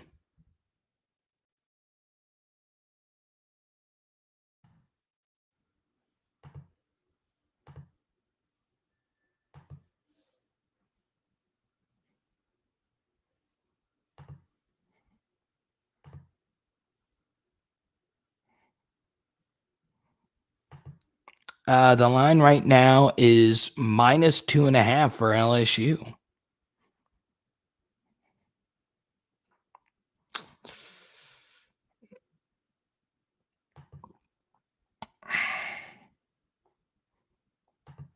La Rougarou, do I plan on being at the game? I will not be there.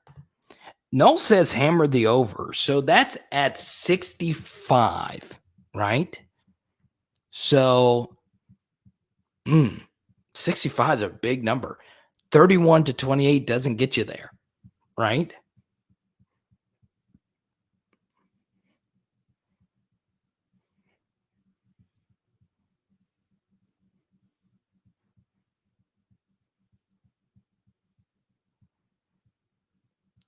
It does mean more for UCLA because Fresno State plays Oregon this week. Fresno State beating down UConn. Are you kidding me?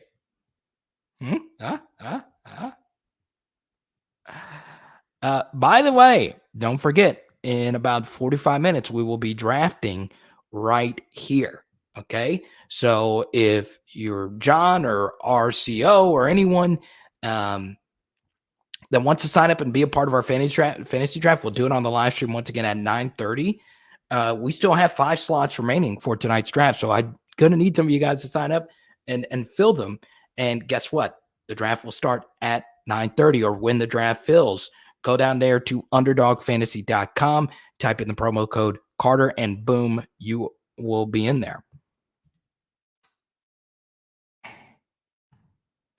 It would be nice to see reactions of us having a good game and a halftime analysis. Yeah, La Rougarou, I'm debating on doing a halftime analysis for this upcoming game.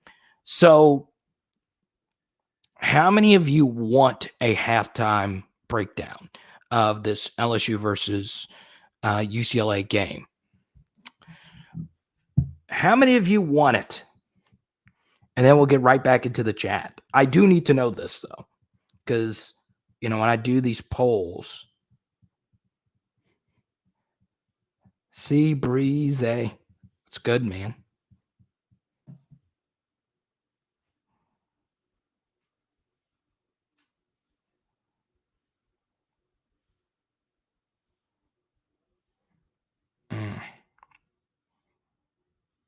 You gonna be here in halftime? No, what's good? Hey, Connie Young Jeezy. Boom.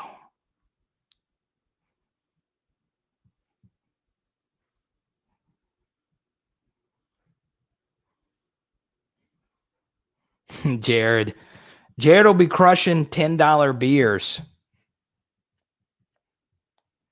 Noel's a super dad as well. I love it. By the way, you can be like Noel and you can be like Jared and join the Booger Band Club. Jared got his Booger Bands in the mail today. Noel, yours should be coming anytime now. 1 for 10, 2 for 15, 3 for 20. Once again, the 3 for 20 deal does get you an LSU card. Let me see if I have one right here. I haven't done an announcer which one I'm giving out for tonight. It'll be a good one. I have a Jeremy Hill card back there. We'll do Jeremy Hill tonight. friend of the show, Jermiel. Halftime beers are awesome. Rai is going to be drinking some kind of IPA with his poutine. PHL in Canada. LSU needs to go play a game in Canada. Good question here. So what's up with Trey Palmer? Is he the number 2 wide receiver, or did some of the other guys lock it in? Look, let's go. Okay, RCO is calling a shot. I'll call my shot. Bruins beat Ed O just like he was at USC. 35-14. 35-14. Oh, man.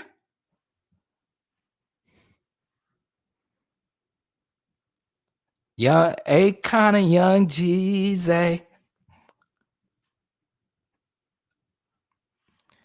Why is Akon still underrated to this day? RCO, I appreciate the sentiment. RCO, we'll see you for the post game. It's kind of sad, though, because we're starting to become friends with RCO.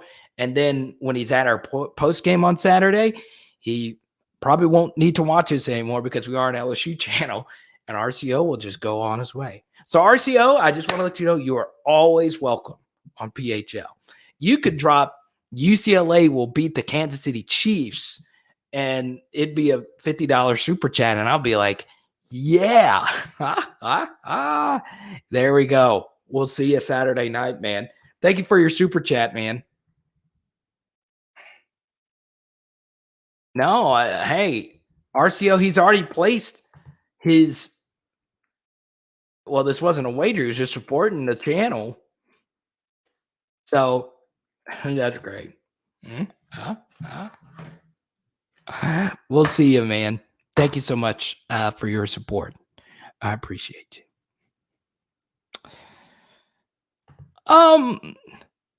Here's what I'll say about Trey Palmer. Okay. So let's do this. All right. I'm about to list or talk about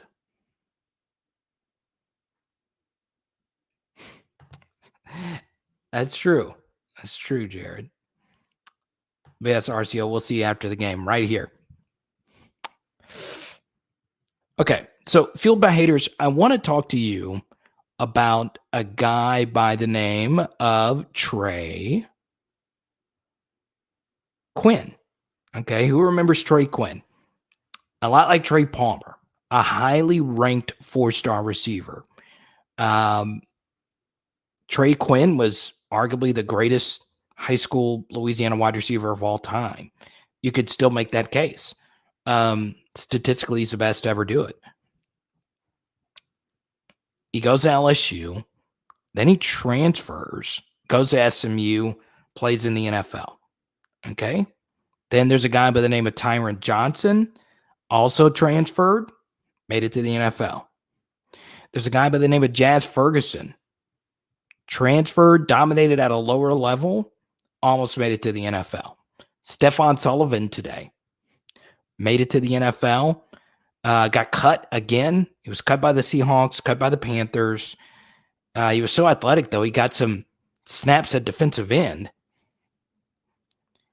But here's my point.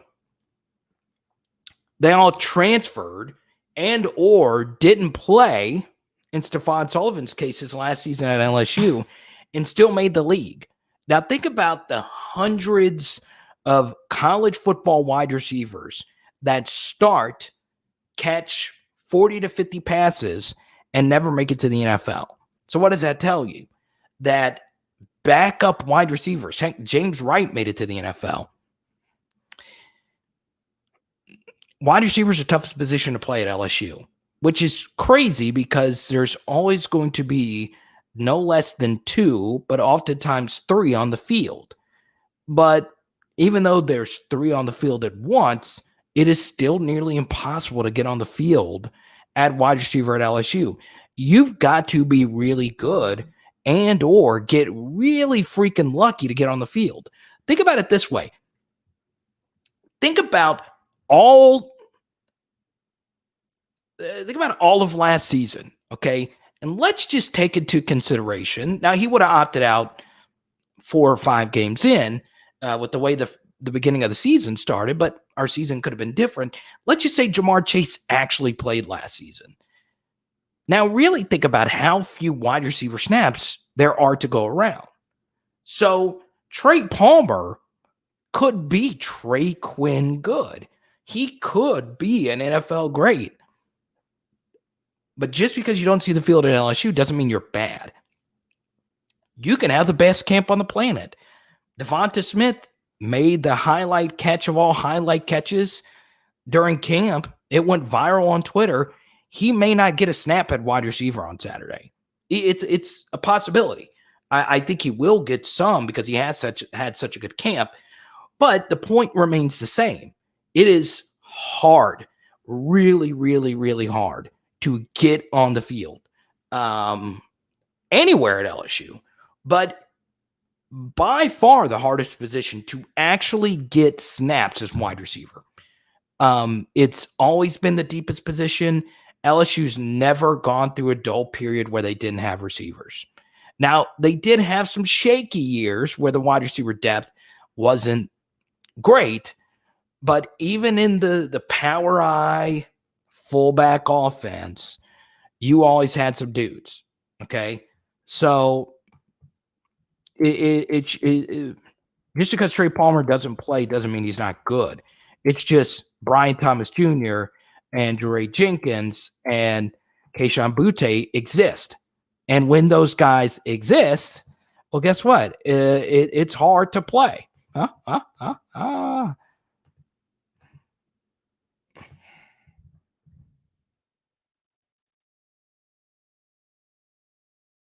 Stingray. But that's the thing. It's hard.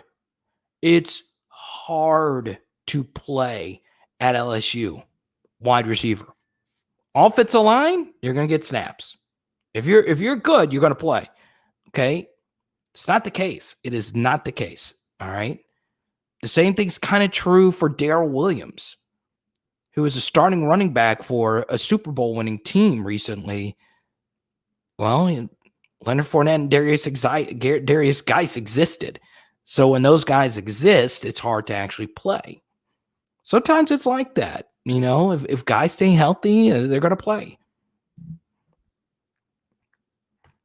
Appreciate the compliment, Creek, as always. But yeah, LSU's DBU, that's always going to be their brand. But when you factor in that all of LSU's best receivers have been from Louisiana, and I mean all of them, really the position DBU, it's always going to be DBU. But on offense, wide receiver is that position, especially if Terrace continues what he's doing. Dear Lord, I know it's the freaking preseason, but gosh darn it, this dude is freaking amazing. Also, a little nerdy thing about Terrace that I like, he does wear number 88. Shout out to my old schoolers. It's good to see some jersey numbers in the 80s.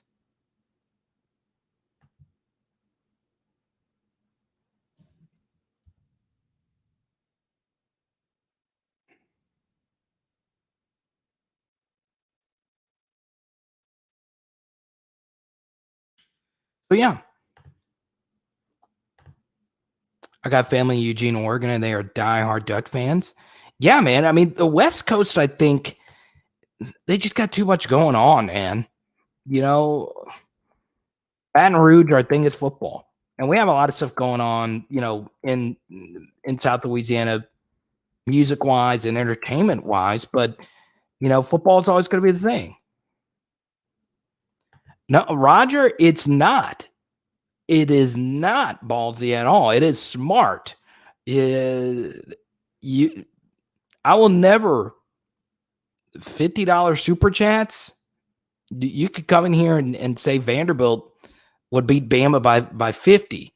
I don't care what you say. If you're dropping a $50 super chat, go right on ahead. You could drop a $50 super chat and say something really wild, like oatmeal raisin cookies are good. You could do that, and I'd be like, you're wrong, but go right on ahead and hit your super chat, okay? You could drop a $50 super chat and say something crazy like the TV show Lost was a good show. You could say that and it'd be completely wrong because Lost was garbage, but you super chatted, so it's fine.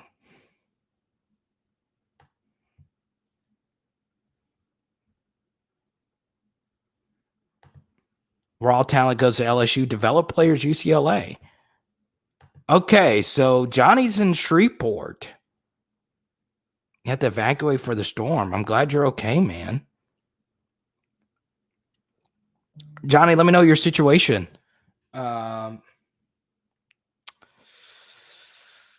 Keep me posted, man. And you got my email, Johnny. Shoot me an email and let me know if there's any way I can help you. Please.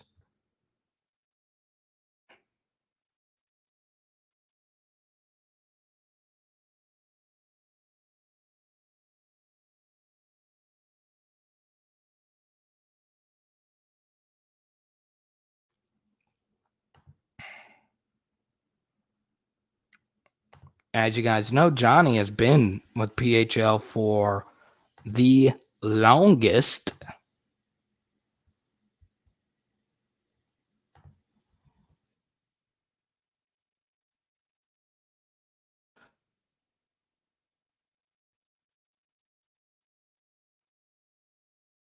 Make sure I get this right here. I'm reading. Let me see this.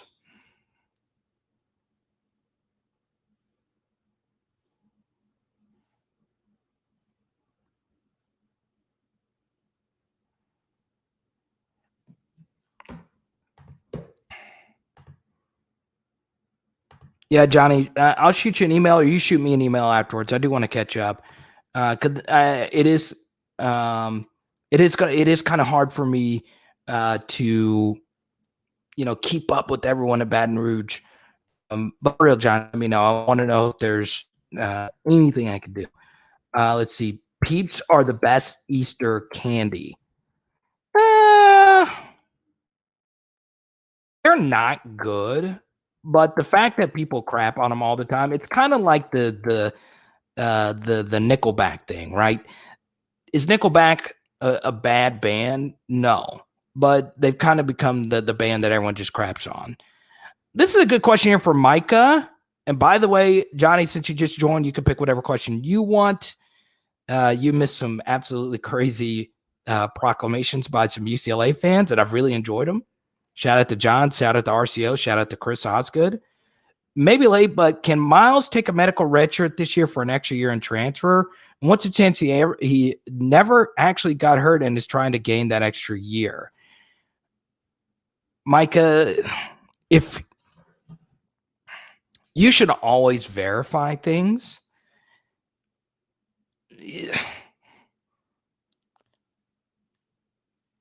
This is not a fake injury, right? Even though I personally have not seen Miles with my own two eyes, and we've yet to interview him and we've yet to get full details about what exactly happened, the likelihood of him faking something is very, very, very unlikely.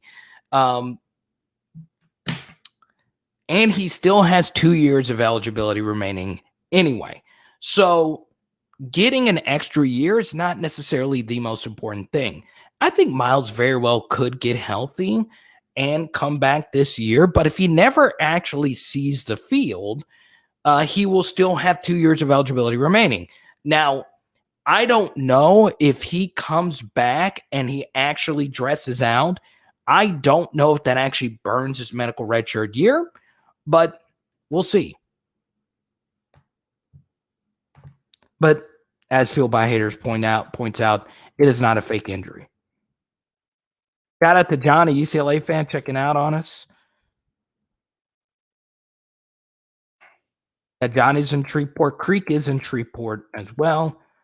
Southfield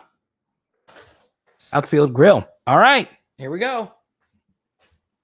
You guys have to be patient. Z baby. What it's? Oh yeah, that was expected.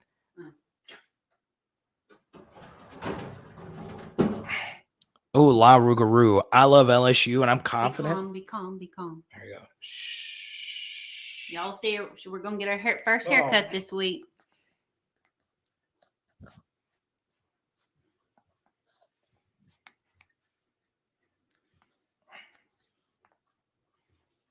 Z break. First haircut this week.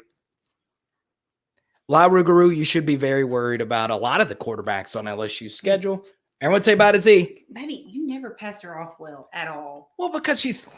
Well, you just don't know how to handle her. I don't think you can handle. It's your first time seeing the new dog? Huh? Z is growing. Yeah. She is growing. The majority of this is hair. Yeah, she's Carter, my pup. So, La Rougarou, I don't know if you saw our film study earlier today, but LSU, our film study, we actually used film from Bo Nix, and Bo Nix as a dual threat quarterback really tore LSU up. So that's going to be the big key: is will LSU be able to defend a dual threat quarterback as talented as Bo Nix? Now, here's the thing. Bo Nix isn't that talented. The same thing's kind of true with DTR. He is not like a Trevor Lawrence type of talent. He is not like a Justin Fields, but he is really good, and he can beat you with his legs. So that's true, La Rougarou, but quarterbacks couldn't really beat Stingley or Ricks last year, and we still gave up a lot of yards. So yeah, that's the thing. That was the point of our film study today. Was LSU in 2019? They played 12 games at the Power 5 level, right?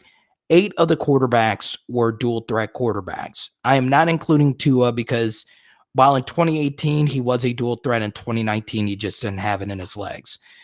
But if you do include Tua, that means LSU's 4 worst games in 2018 all came against dual threat quarterbacks. Now, they did shut down Kellen Mond bad for 2 straight years and did pretty well against him in 2018, all things considered. And then you look at LSU's schedule last season, only 4 of the 10 quarterbacks they faced could run at all, which is very random and rare. So now LSU is in a situation where they're going to play a schedule with 9 quarterbacks on it at the Power 5 level. 8 of them can run. And this is obviously the thing. How will LSU's pass rush lane contain work? And Creek brings up a good point. This was a Bo Pelini defense.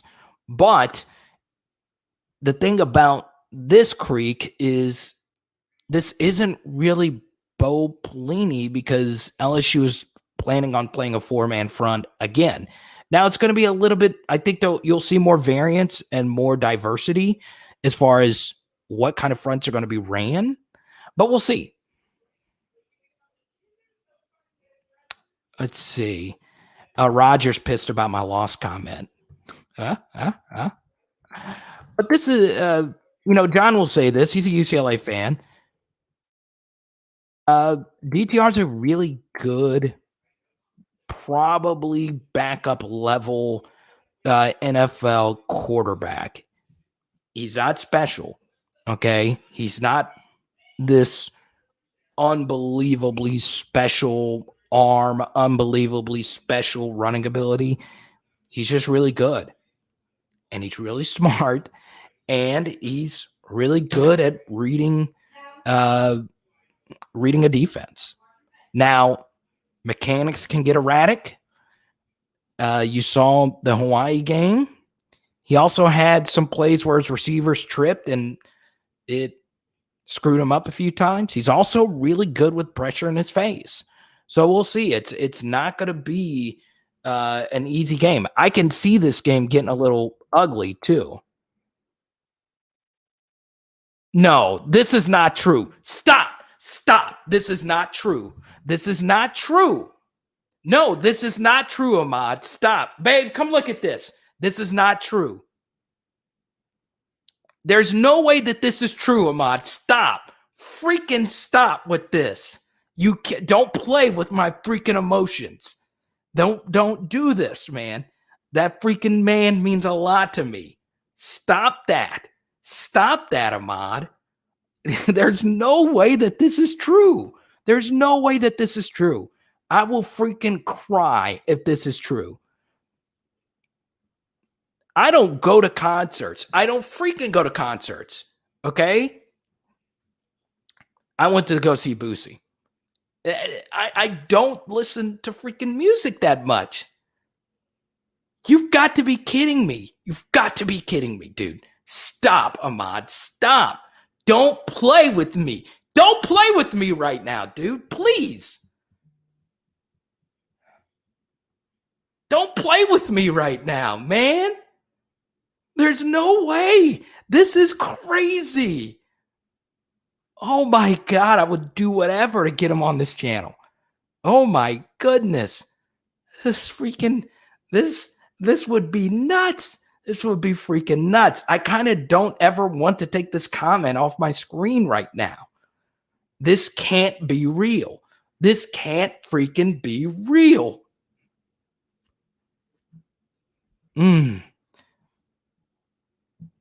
I don't know, Creek. I've got to get further confirmation on this. Okay? There's no way. There's no way that this is true. There's no way. No, this is not true. This is not true. This is not true. Man. Oh my God. Shoot. Man. And Boutte Bash is coming up too?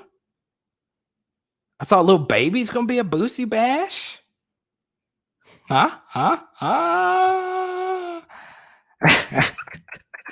Yeah, baby.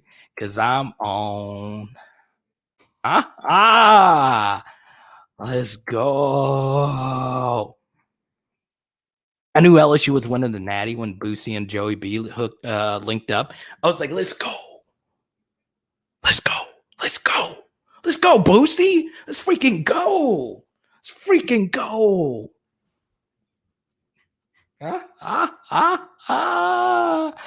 Man, they need to bring back Boutte's IG. And then the Breakfast Club wouldn't book him? I'm just kidding. I knew that there was a schedule mess up. Freaking love this man. Freaking love this man. Okay?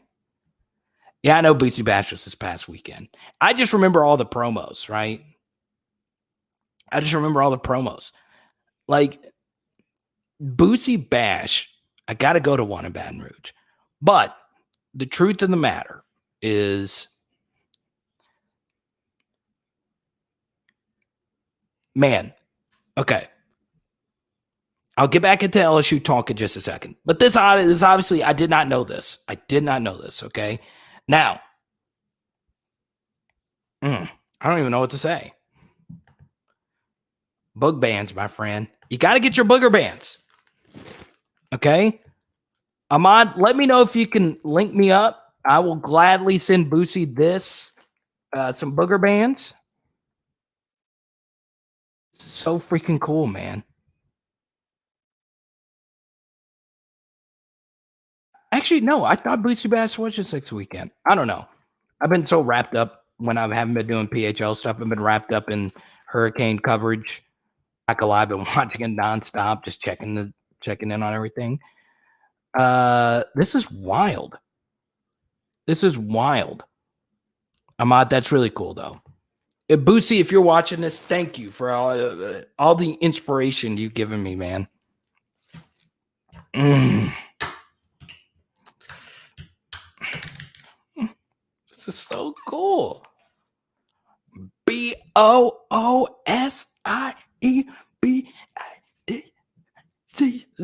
That's me.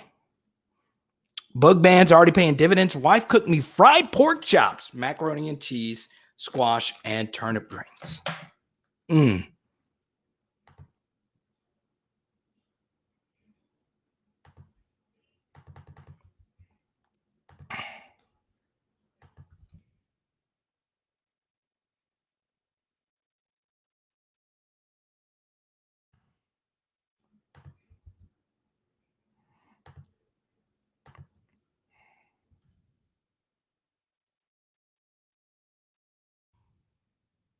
I do. I've got to reach out to I know someone that knows Boosie. I've got to know the answer to this.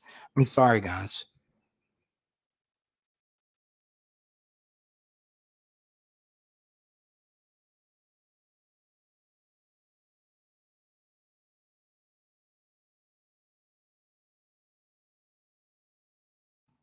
It's a huge deal for me. Okay, so can I share this with you, Ahmad? It seems as if you're a rap fan. Okay, so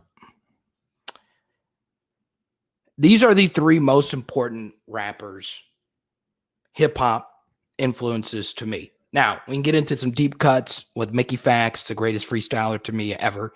So Boosie is up there. Okay, now it's either Boosie or Ludacris for me. Those are the two most important hip hop talents of my adolescence.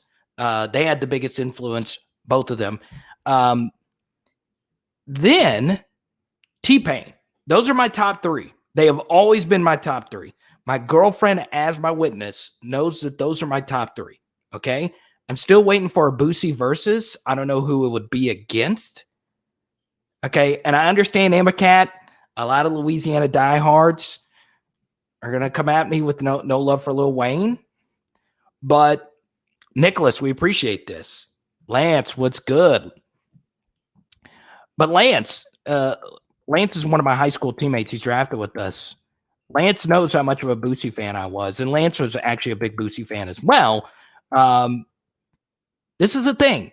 Boosie was very important to me. Okay, Boosie and Ludacris were so big, in our high school. So yeah, this is pretty freaking huge. If Boosie ever seen me as a second, the fact that he could potentially even know I exist, that's how much I freaking love this human being.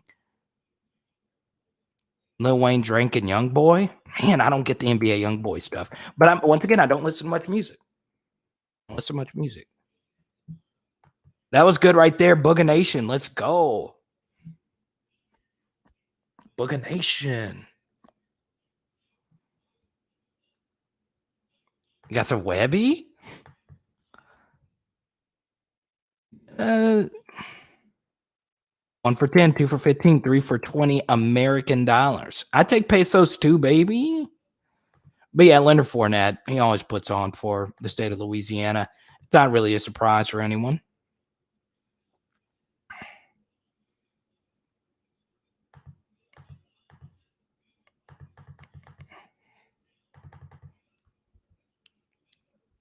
Let's see here.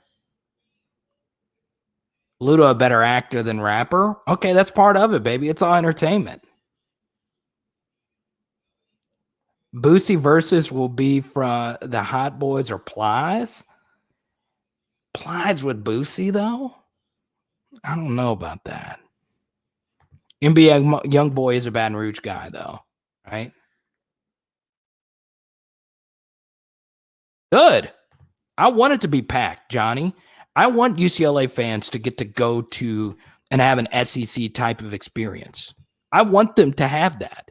I want them to get to experience that.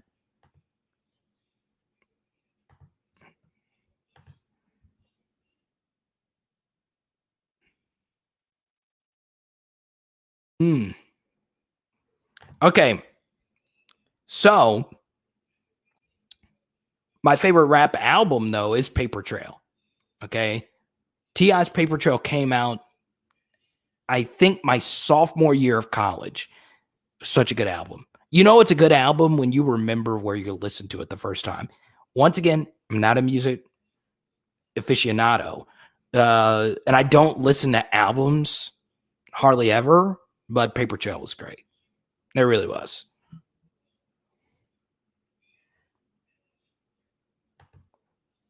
Yeah, it's true. You gotta, but yeah, that's really cool, Ahmad. You really made. Wait, Lance was 17 years old when he did. Oh man, that's great, man. Yeah, Boosie's just the best. What's up, Eric?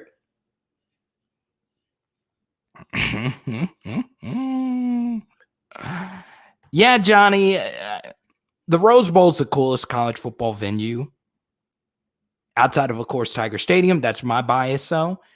The coolest venues, and it could just be the fact that it's not like all fancy. Wrigley Field and Rose Bowl. Those are the two coolest sporting venues I've ever been to. The Rose Bowl is so unbelievable, man. It really, really is.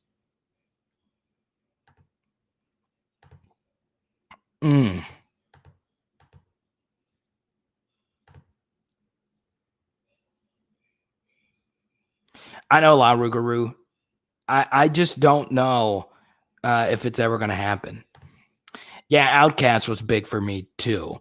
I just not as. I mean, they're undeniably great, right? International Players Anthem is just that song. The way it was composed is just so great. But yeah, La Rougarou, I think Boutte would be a perfect. We've never had a guest on here. That would be a perfect first guest. I would probably get demonetized. I'll risk it though. I'll risk it. I think it's worth it for a man that meant that much to me. Hey, Leonard's in here? Oh, Leonard Fournette. Okay, I thought our Leonard was in here.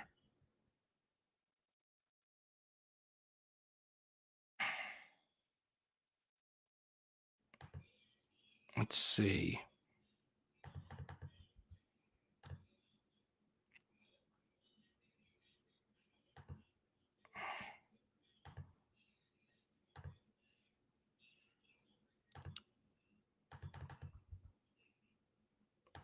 Let's see.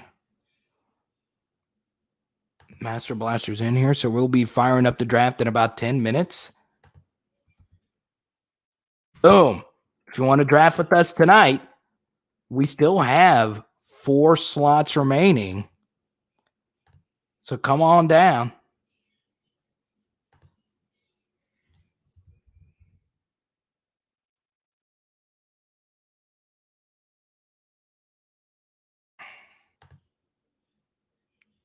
Carvis, what's good, man?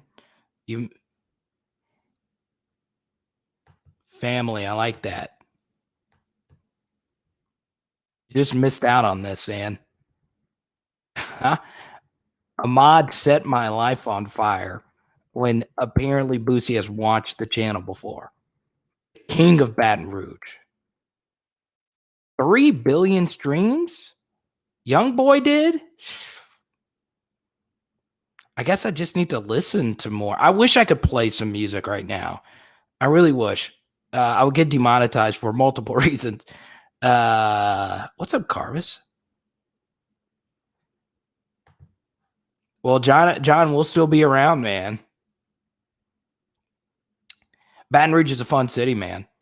But you know what I tell people all the time is, you know, fly into New Orleans and experience New Orleans and just make like a few days out of it. If you've never been in New Orleans, then you could knock out 2 birds with 1 stone, New Orleans and Baton Rouge.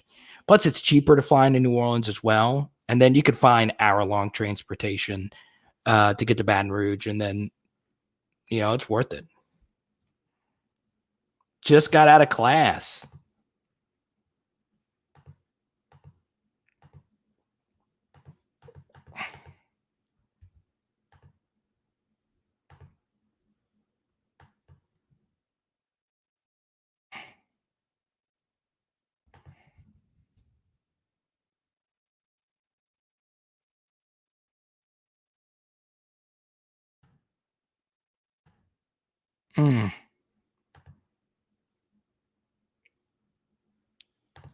Big Al? Big Al, have you gotten your bands yet? Let me know real quick, Big Al, if you've gotten your bands.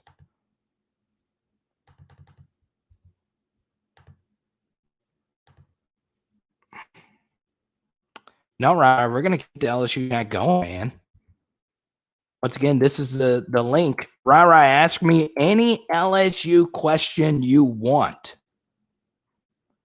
Okay, well, John, that's perfect. That's perfect, man.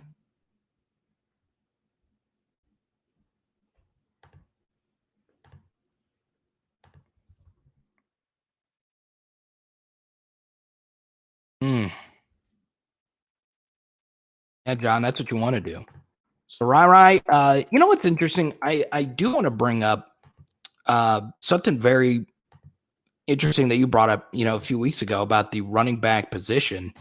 I don't really care who the running back's going to be. I want everyone to understand that. Like, for me, it's not that important for me to know. I don't have a personal preference in this, right? Yeah,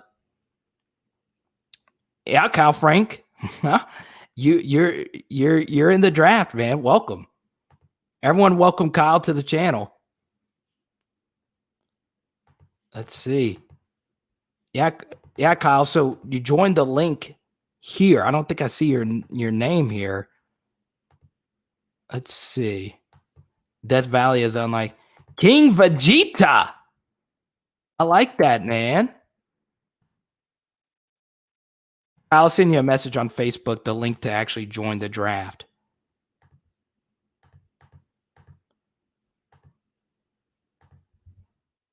So click that link right there, Kyle, and you'll be in. I sent it to you on Facebook. Kyle Frank the Tank. 49-42 UCLA. King Vegeta. Are you kidding me? So, Kyle, you actually draft on the app. So, go right on ahead and join in the underdog world. So, King Vegeta, why do you think UCLA is going to win? I've gotten a lot of super chats with UCLA game predictions.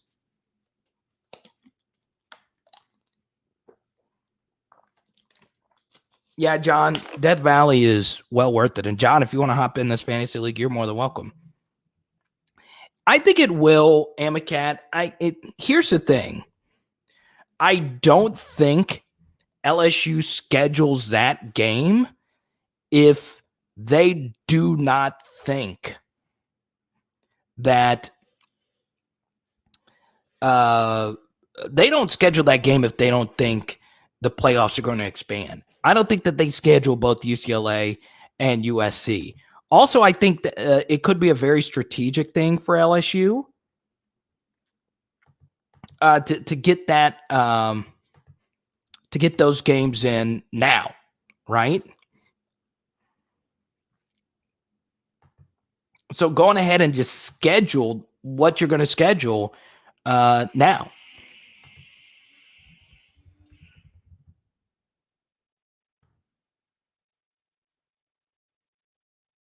I'll thank you for smashing in that promo code. I appreciate you, man.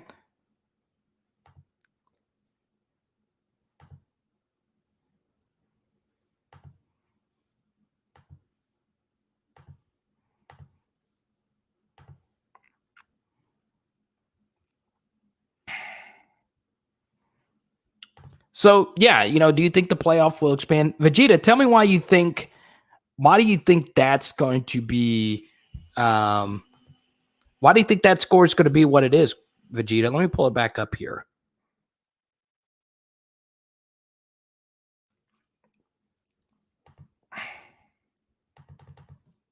Once again, next two players get the slot.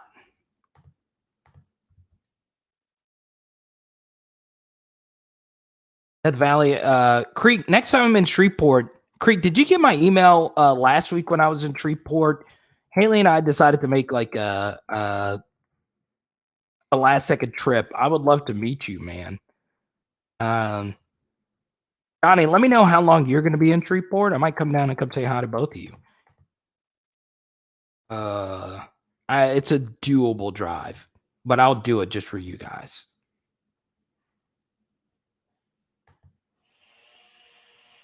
I'm in the city with no lights right now, but I'm hanging in there. Love it. You know, Reed, I saw this, and this was so wild, man, because my best friend, I'm in his wedding, is going through this very same thing. And you guys are like just the toughest people. Obviously, I don't love the fact that you're in those conditions, but I do think from my vantage point that, you know, I feel as if, thanks, Lance. I appreciate you, man. That's one of my lifelong friends and teammates. And by the way, Lance is actually a professional chef as well. Leandria was in here earlier. He's a really good chef as well. I do think it'll be a shootout as well, King Vegeta. I think you can easily see a scenario where the over clears pretty easy. So yeah, I hope we get a situation where it's just a normal game where LSU just wins like 31-14. That would obviously be best case scenario, a very dominant win. But yeah. So Johnny, are you staying in a hotel or are you staying in are you staying at a friend's house? One more person, and we'll get this thing going.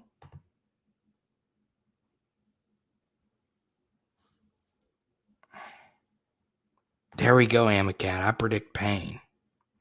Yeah, Creek, next time I'm in town, we're definitely going to hang out. So Jared's in the draft tonight. Shout out to Jared. Okay, got a bunch of new players in here tonight.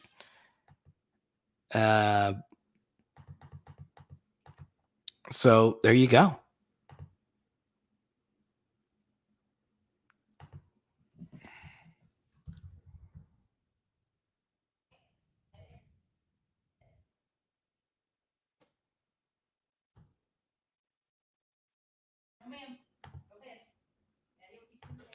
Carter, who do the three guys you decided to see Saturday for the first? BTJ, Smith, and Mason. So Deion Smith, if he gets some snaps, I'd like to see him too. Brian Thomas Jr., I think is going to play. I can easily see him getting 10 to 15 snaps. As far as Kyle,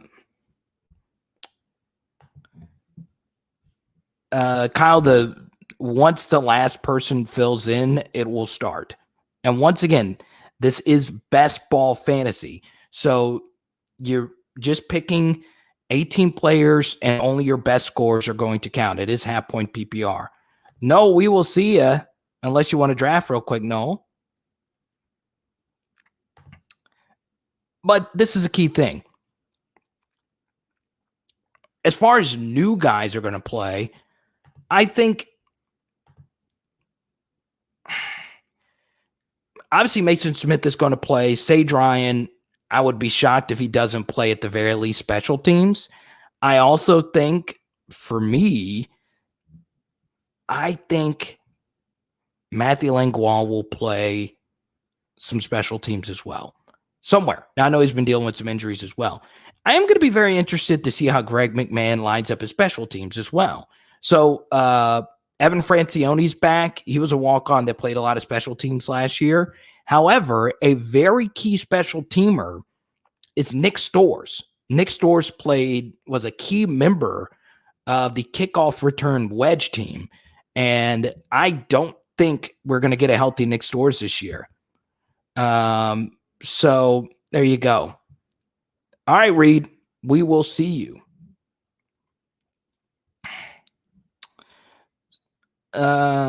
Please be safe. Kyle asked what pick I am and how. So when the draft starts, you will see everything start to fill up. So once the draft starts, they will tell you when your pick is, and then you'll have 30 seconds per pick.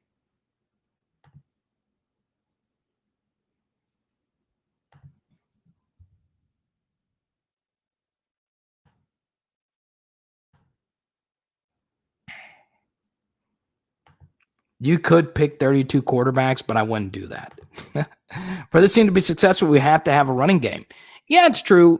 For me, and this is a good point. I also think there needs to be a running game that goes along with the passing game as well, as far as having a receiver that could catch out of the backfield is going to be very key. So we'll see. I don't think the worst thing in the world is having a variety of running backs. However, I would prefer there to be one guy basically be in the formation most of the time, kind of like the 2019 group, and that way you can play a little faster. But in order to do that, your running back has to be able to pass protect. Your running back has to be able to catch out of the field. Your running back has to be able to know all the protections and all that. So until that happens, we won't see we won't see a scenario where the LSU team is going to have a successful offense. You got to have some guys step up and be versatile and be that guy. People should look at the game UCLA played versus Oregon and USC. I know they're not LSU, but both schools have talent. We played dang well versus both. And this is a key thing, King Vegeta. Can you finish? That UCLA USC game was very entertaining. It was only entertaining because UCLA allowed it to be very entertaining.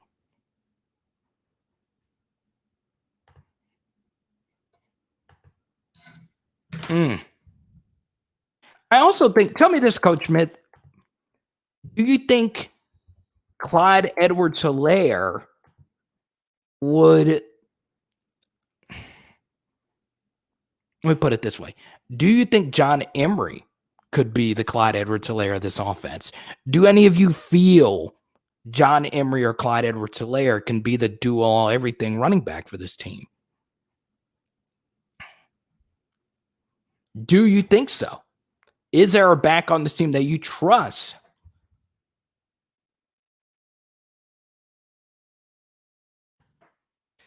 And I don't know. Odyssey thinks TDP. Everyone welcome in Lon. Lon is a TDP guy. You have been on Team TDP for quite some time. And this is Lon Phillips Sullivan. I love you, man. Just be a solid college running back. That's the key. You don't have to be spectacular. Just be solid. But I will say this.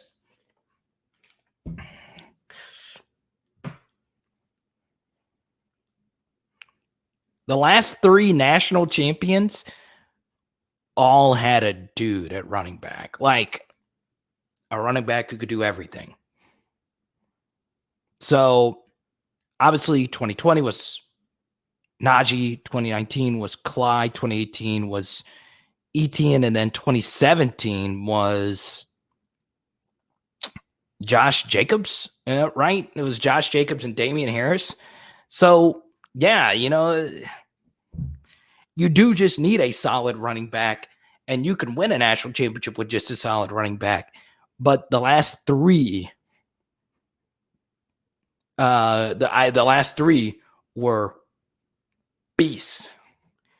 Yeah, man, lucky enough, I am fine. John Emery's going to show the world how we grew running backs from Louisiana. I freaking hope you're right. I freaking hope you're right, man. Freaking hope you're right.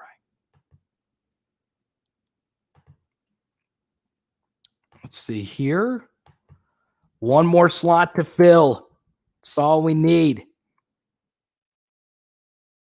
There's some good freshmen.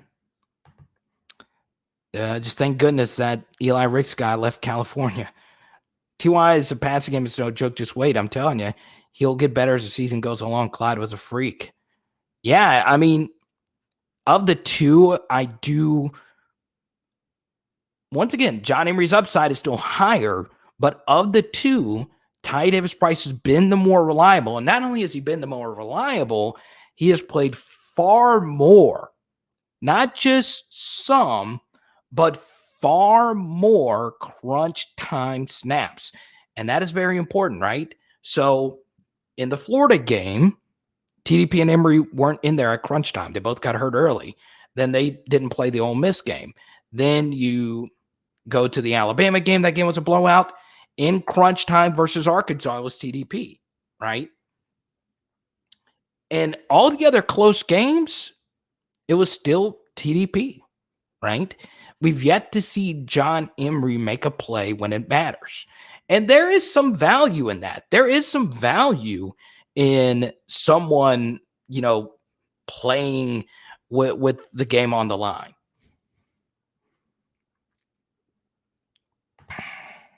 That's true. I mean, this game goes a long way. I understand that it's theoretically true, and I'm looking at all here right now. I understand that it's theoretically true that LSU can lose this game, but still win the West. And the SEC's crazy. Anything can happen. But this game will go a long way as far as the attitude of the team is concerned, because this would be the second straight year LSU lost the season opener, right? Yeah, and we've seen glimpses, right? But it's a lot different. It's a lot different when the lights are on, right? It's a lot different.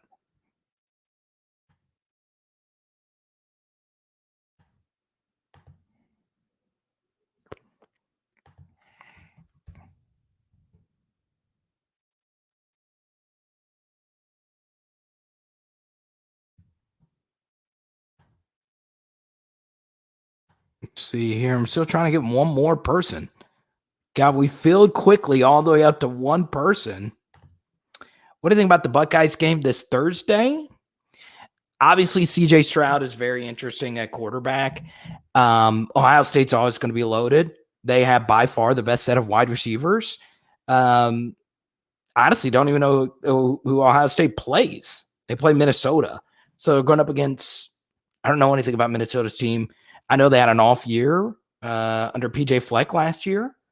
But we'll see. Wait, why did the line dip down to? Oh, okay. So it's back up to 14 points. I don't know. That's a big number. I just don't know anything about Minnesota's team. I'm obviously going to be pulling for Minnesota. I always cheer for the upset when it's not LSU. So, would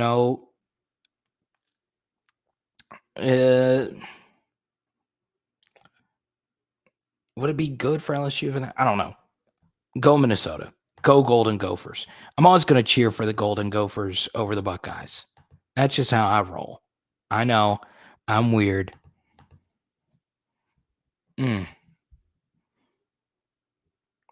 Let's see. I'm going to find somebody to do this draft. Let's see.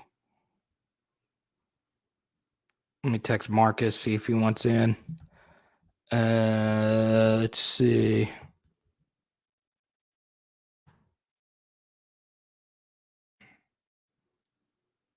That's true, Shay. And I got some blowback on my John Emery pass protection film study from a few weeks ago. But it's true, Shay. His pass protection wasn't great. Let's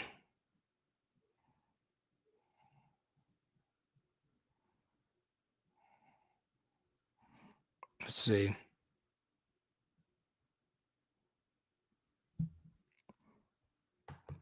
That's true. Whoever didn't hit the like button, just jump on in the draft. But Paris, I would lean towards Minnesota with the 14 points. I mean, this is a motivated team, but I mean, Minnesota did lose Rashad Bateman. I don't know if Tanner Morgan is still their quarterback. I haven't done much. See you, Rugaroo. Thank you for all your very friendly interactions and super chats. But I will tell you this. I do believe in PJ Fleck. And I don't think, and we're filling the draft right now, I don't think PJ Fleck is going to be at the rest of his career. I still do think he's really, really capable of getting a bigger job. LSU will be in the college football playoff this year. I'm claiming it. I wasn't here at the start of the draft. It's just a fantasy draft. That's all it is. I hope Duke Riley shines this year in Miami. I had high hopes for him. Yeah, you know, for me, as far as Duke Riley is concerned, I always cheer for Duke Riley, right? I'm a big believer in the 3-star Louisiana recruit pairs. Looking at you right now, you know how I feel about the Louisiana 3-star recruit. Row the boat, baby. So I got the first pick here. And let's go ahead and put this thing on full screen right here. It looks like I am going to go with Christian McCaffrey here, right? You got to go Christian McCaffrey. So that's going to be my first pick, guys. I know that's very controversial. That's where I'm going. So there you go.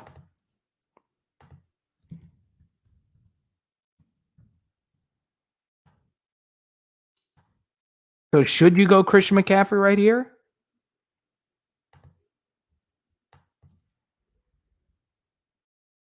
That's what we're doing.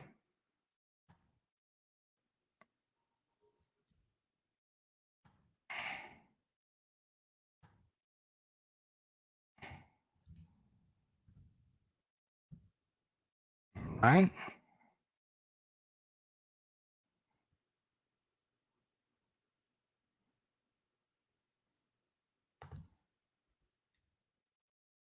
Let's see here. Oh, Annie goes Travis Kelce. Let's see. Jared, you're at the 1.12. So once again, this is best ball fantasy. If you want to play, Amicat's been on me. Wouldn't mind seeing Clemson lose, Oklahoma lose, Bama lose, and Ohio State bust the preseason rankings. You know what, John? It is kind of funny, right? We're so used to being fans that we tend to forget that the powers that be will always be the powers that be, right? So for me, this is the most important thing when it comes to cheering for college football. Chaos. And I was talking about earlier, John, and we were talking about how unfortunate it is to be a fan of a team like UCLA. You were talking about, you know, the Bruin, what is it? The Bruin hurt syndrome. What is it? I don't remember what it was called. Matthew, there you go, man. But it is so funny because you look back at all the great teams. LSU was very lucky that in 2007, they were the national champions of the most chaotic season in college football history. So it makes for fun theater. Kyle is pick number 11. You're the 1.11. MJ23 takes Devontae Adams. The first wide receiver is off the board. Master Blaster is picking.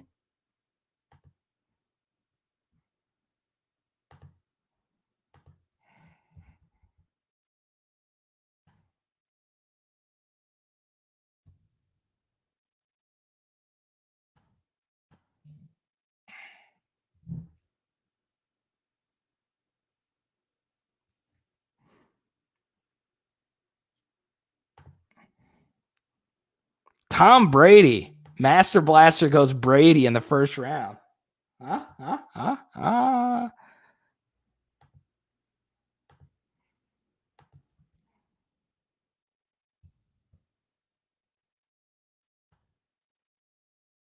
the last pick.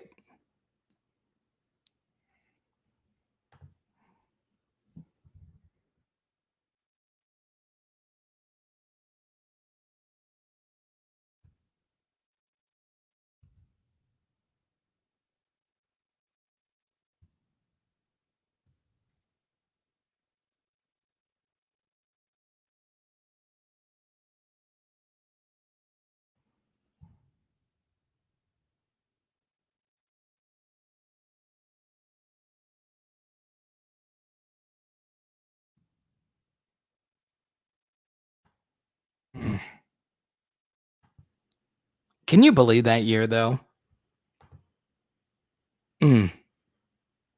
Saquon Barkley just fell to the 1.11. Jared, it's your pick. You got Stephon Diggs? That's not bad. Let me pull it up right here. So, John, are you a fantasy footballer? Once again, we appreciate Underdog Fantasy supporting PHL. Once again,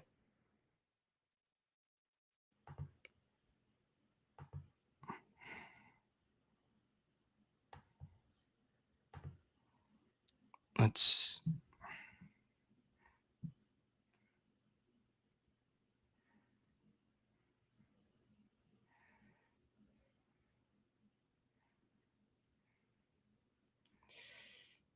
I don't know what I'm going to do next. Oh, I actually have a plan. So Amacat doesn't bother me.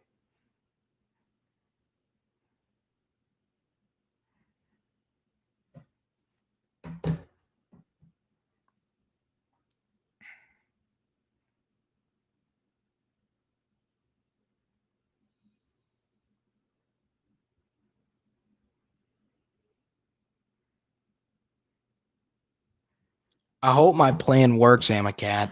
It is going. I feel like it's going to work, man. We're 7 picks away. Exactly. You want me to get Felipe Franks? I'm all about some Felipe Franks, baby. So once again, if you want to play, go to underdogfantasy.com. Type in the promo code Carter, and guess what? You are definitely helping out the channel by doing that very thing. Master Blaster. No! Tony! Oh my God. Tony took the best wide receiver in fantasy.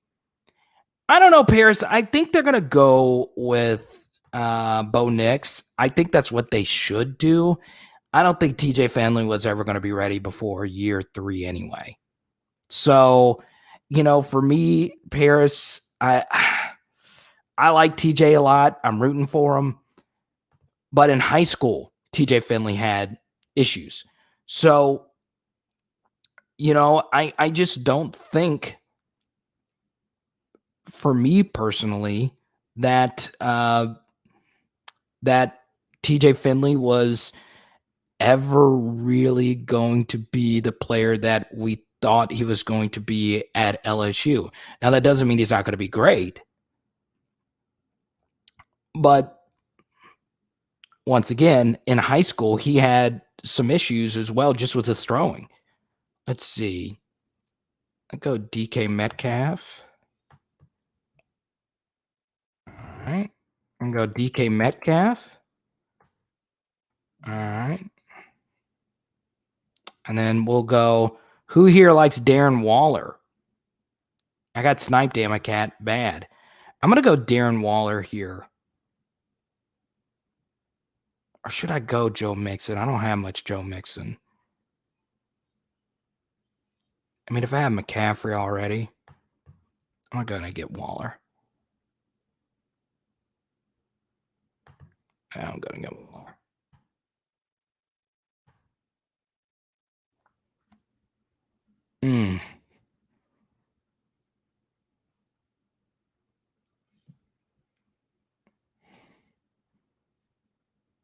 Dak Prescott goes.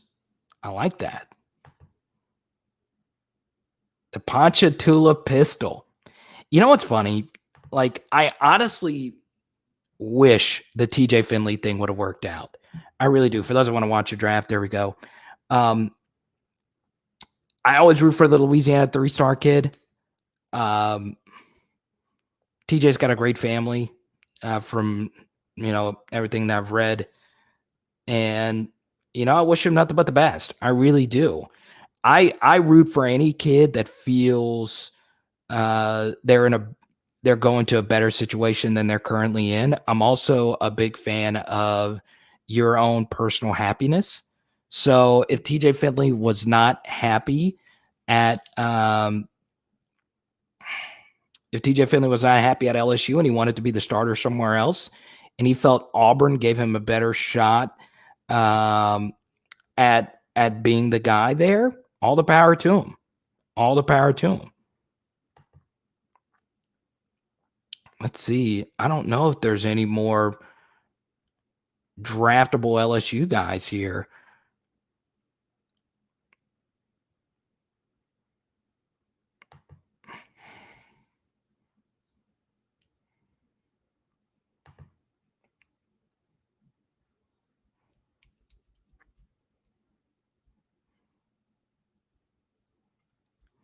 I'm hoping my key pick falls to me.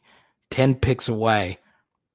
It's not looking good. There's a player on this board I really want. Once again, this is best ball fantasy. So, dang, Jared, you're actually having a good draft for once. Well, you drafted 3 running backs. I was giving you too much credit. 3 running backs isn't too bad. Yes. And the running backs are just flying off the boards. Is my receiver going to fall to me? It's not looking good. Okay, Chris Carson. Gus Edwards.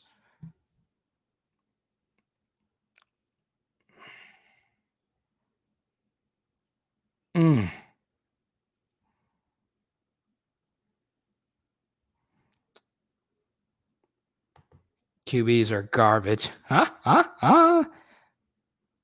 Kyle Pitts goes. Master Blaster having an interesting draft.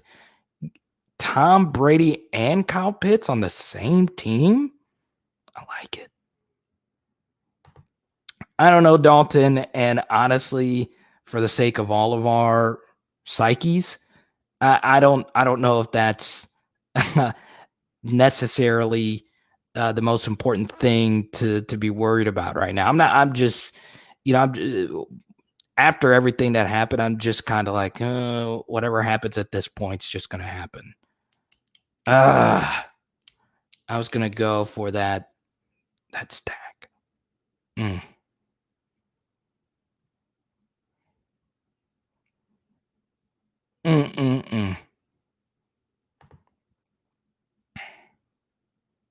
Reach on Edwards? Yeah, it was a reach. Yeah, there's no telling what he said to Kirby, potentially. Are there any running backs I'm in love with here?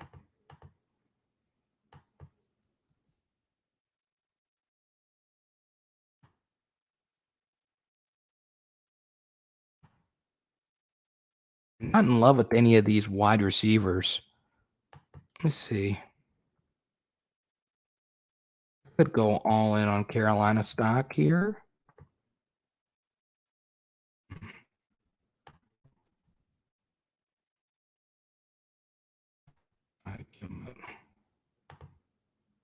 I'll take Miles Sanders. Now we definitely need to get a high upside wide receiver here.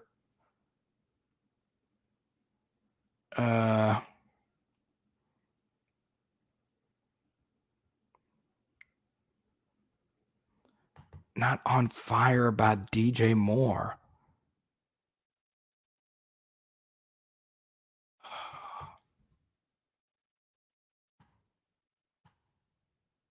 Guess I'll go Higgins.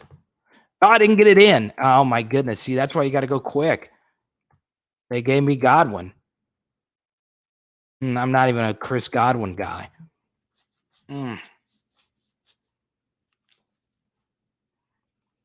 God, this draft is not good so far.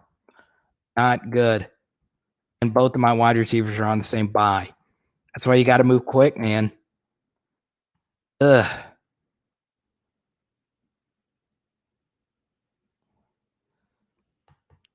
Yeah, I'm not in love with Chris Godwin this year. That's why you got to move quick. I was hoping Tyler Lockett was going to fall to me, but it didn't happen.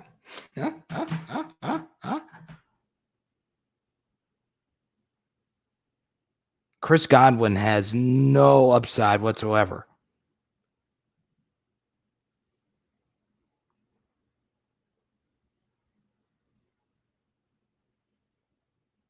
Let me see.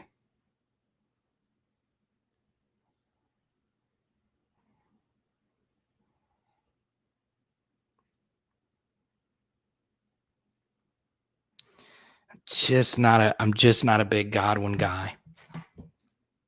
Terrace Marshall going early. I like it.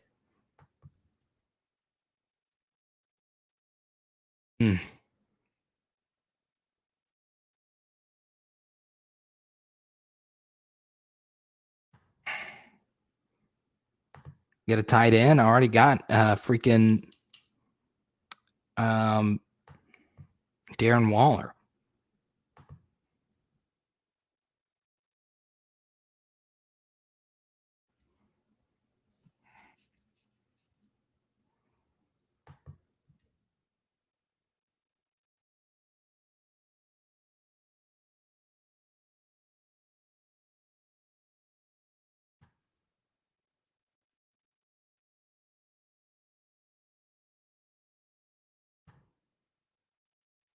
Ten picks away. All righty.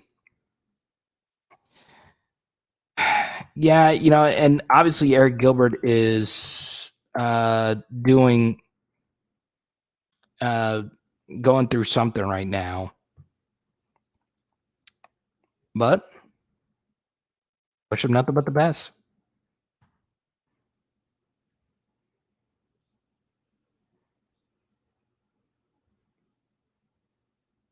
God, I hated that Chris Godwin pick so much.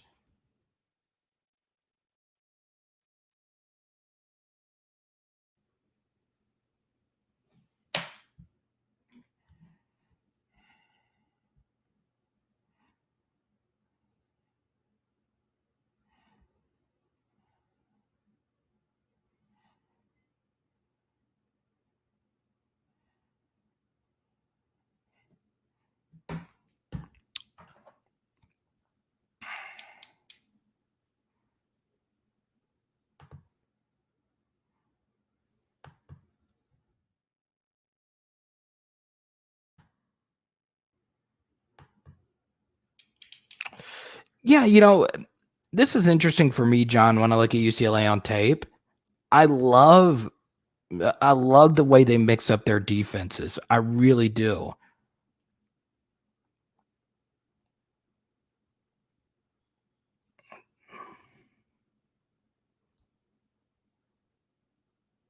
God, I've been getting sniped so bad in this draft.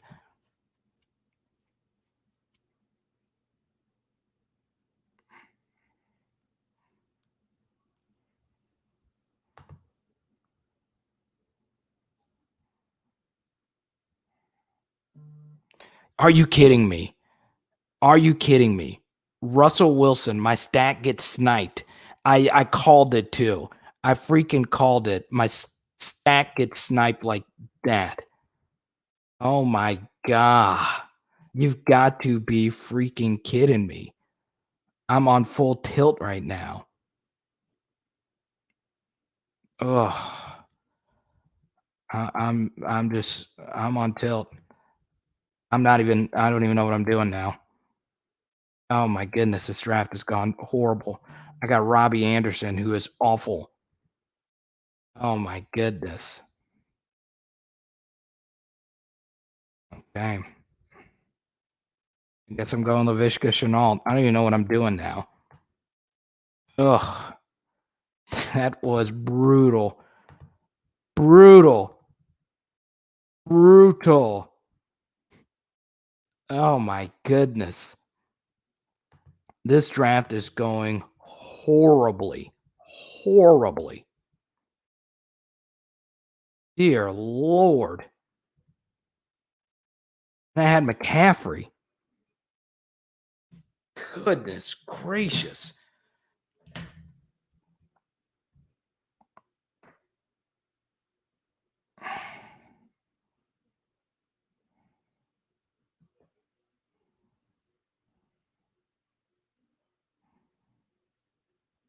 Mm.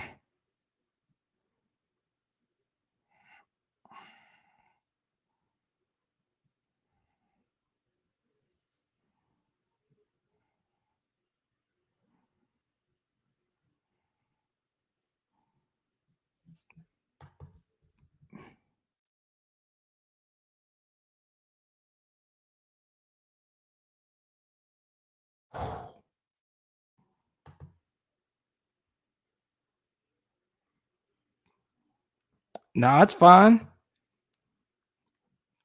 Here's an Arkansas's fans'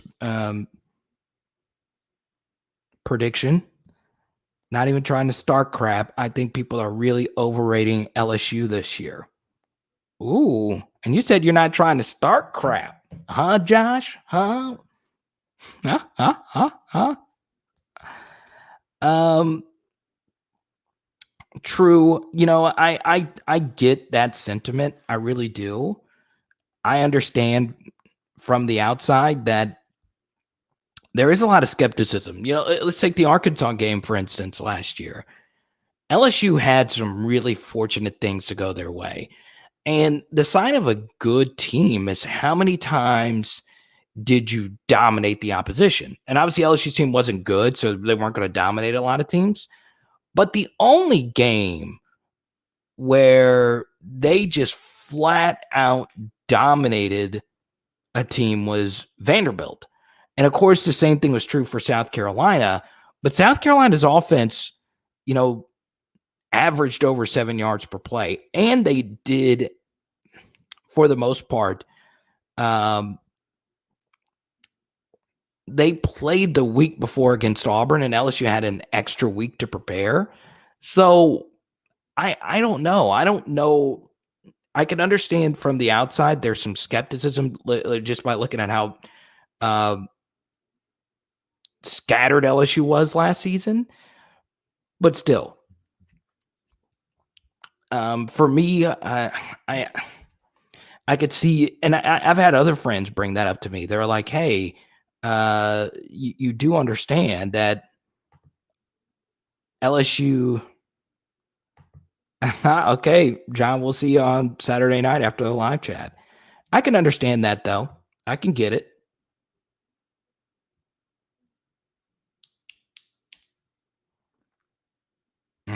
God, this draft is bad. This is how to not draft a fantasy team, everyone. But to each their own.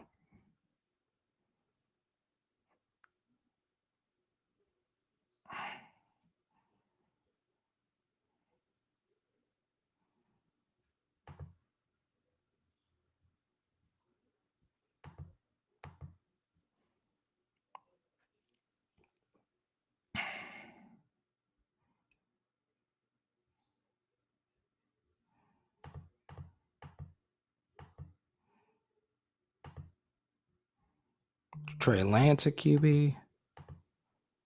Let's see.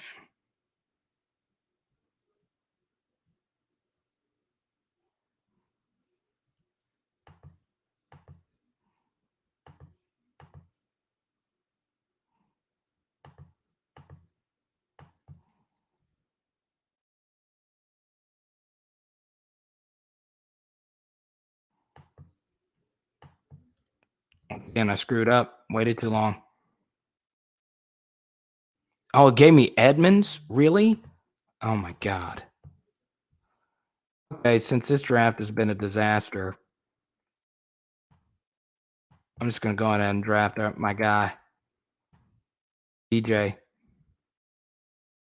Ugh, I'm so bad at this.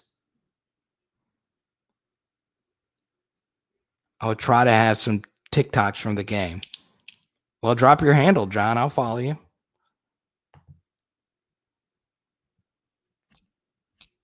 Ugh, this team is not great at all. At all. Huh?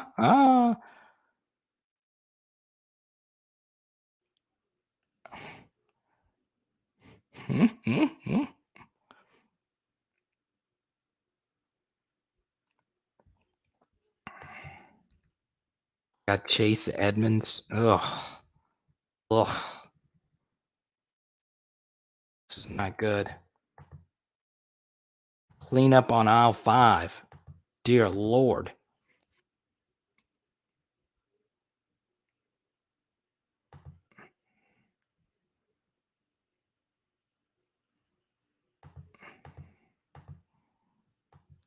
I mean, I started the best way you could start, and I stunk. I have stunk.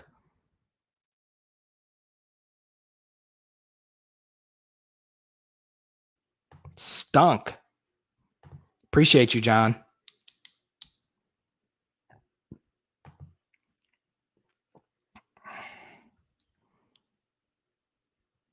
I think there have been 80 gazillion quarterbacks taken in this league, and I don't have one yet.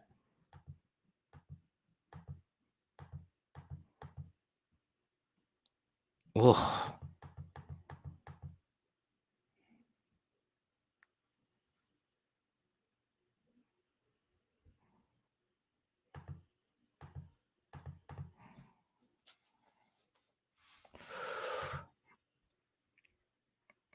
Well, Jay, if you're going to say LSU's not good, you got to know their quarterback is Max Johnson.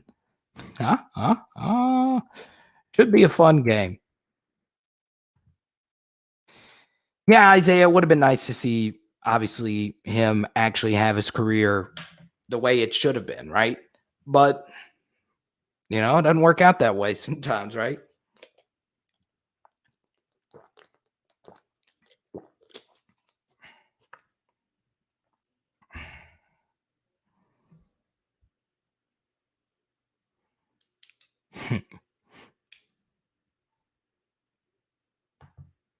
Kyle, quit sniping my guys, dude. And you drafted a quarterback on the same bye week. I mean, what are you doing? What are you doing? Huh?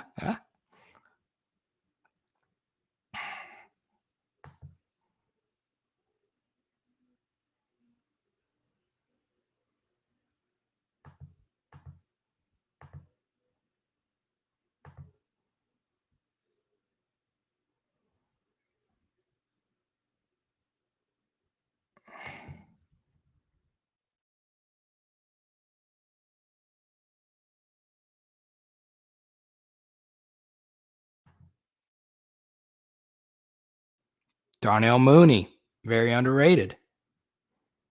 God, this draft was so bad.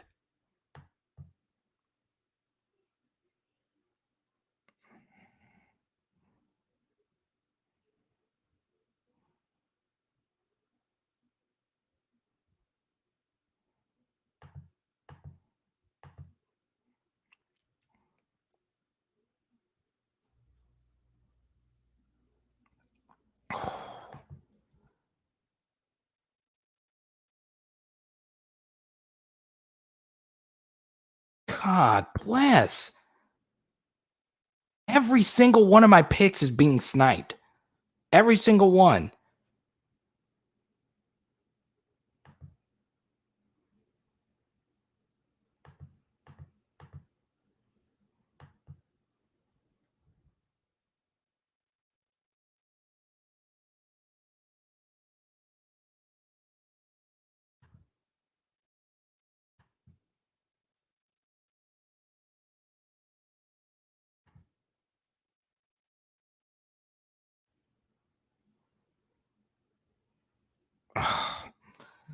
Michael Thomas. I get sniped again. Again. Okay.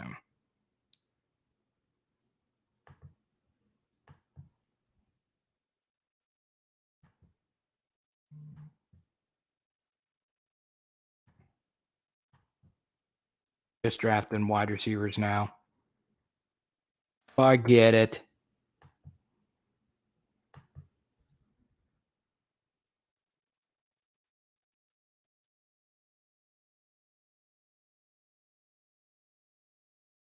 And then I'll get quarterbacks.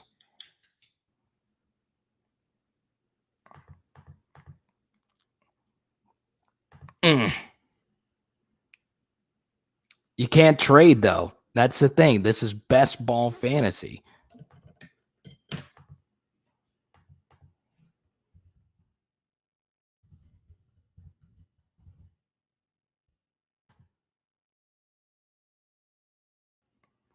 No, it's not a problem. That's the best thing about best ball. Once you have this lineup drafted, that's your team for the rest of the year.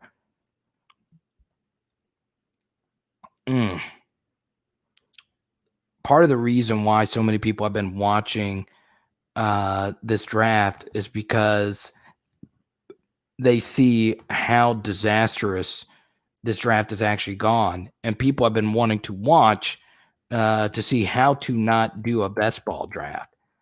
And you don't want to wait till the last second and pick players you don't even want, such as Chris Godwin.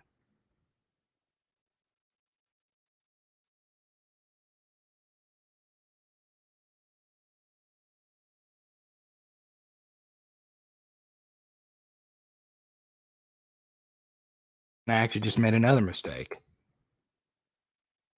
I'm so bad at this. It's downright hilarious how bad I've been in this draft. Let's see. By the way, once again, underdogfantasy.com, promo code Carter so you can get your bonus $25.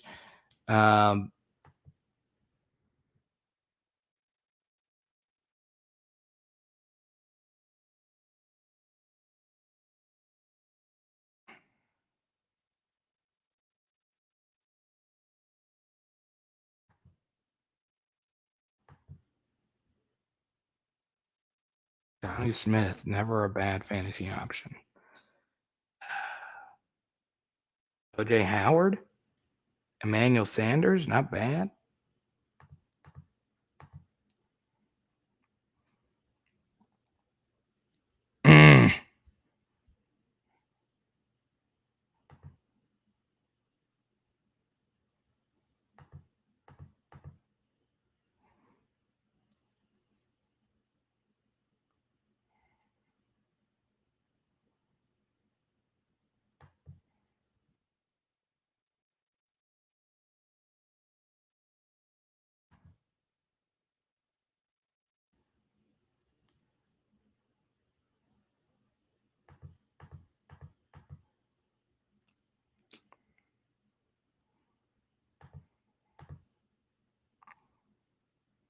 I wish I could trade this entire freaking team.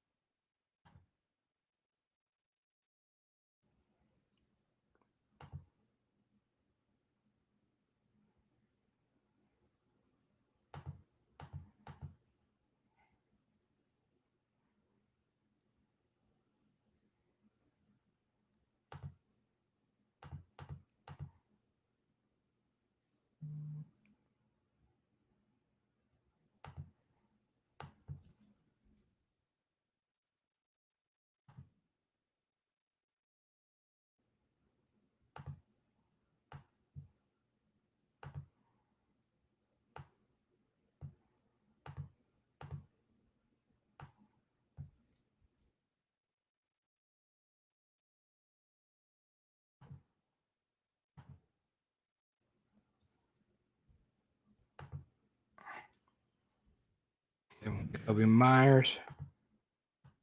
Yeah.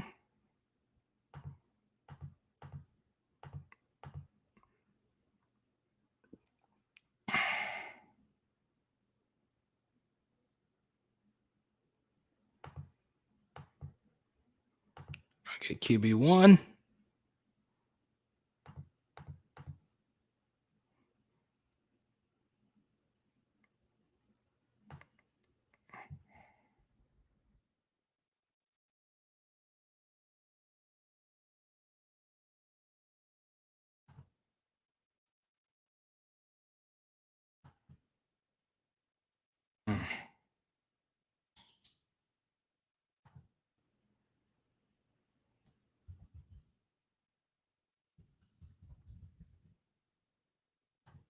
Sure.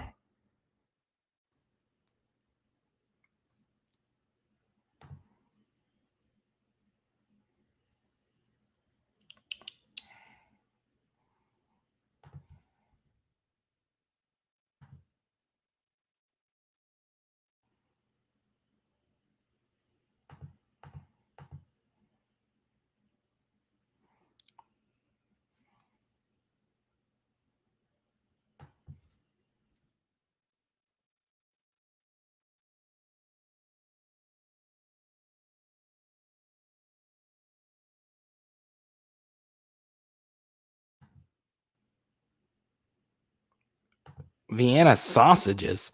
What is the point of a? I've never understood the fascination. I've never eaten a Vienna sausage and was like, oh my God, this is like the most delicious thing I've ever had in my life.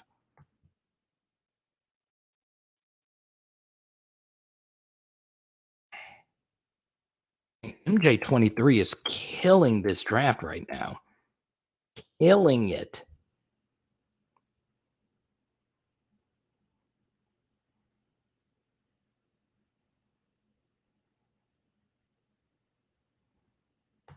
I, on the other hand, this has been one to forget. Van Jefferson, not a bad pick.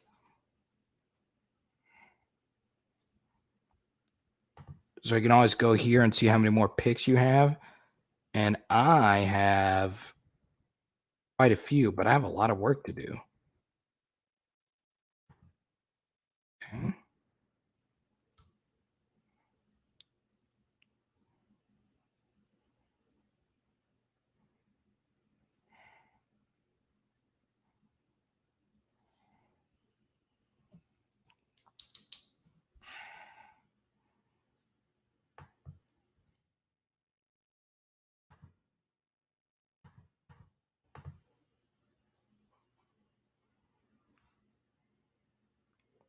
Of course, Hunter Henry to the Arkansas. Traquan Smith. Traquan? Okay. I can get down with Traquan.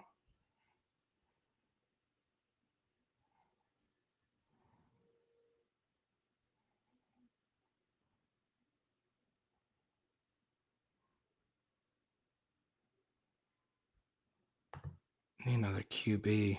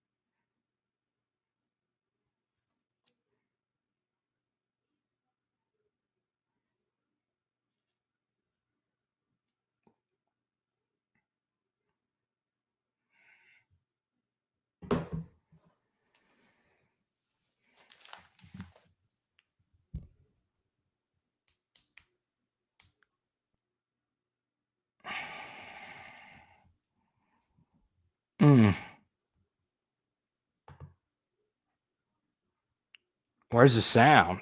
I'm right here. Happy Gilmore. They only gave you one auto. Ha, ha, ha, ha.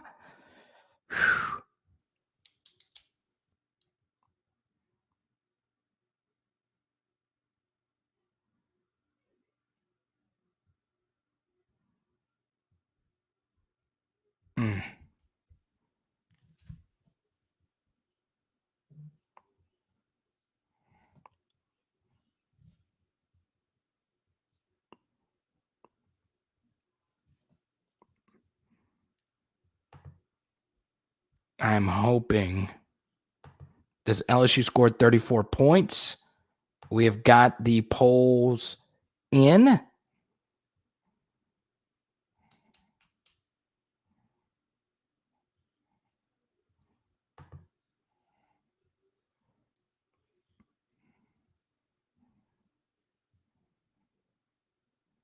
Let's go, Max. Where have you been, Max? Let's go with the super chats.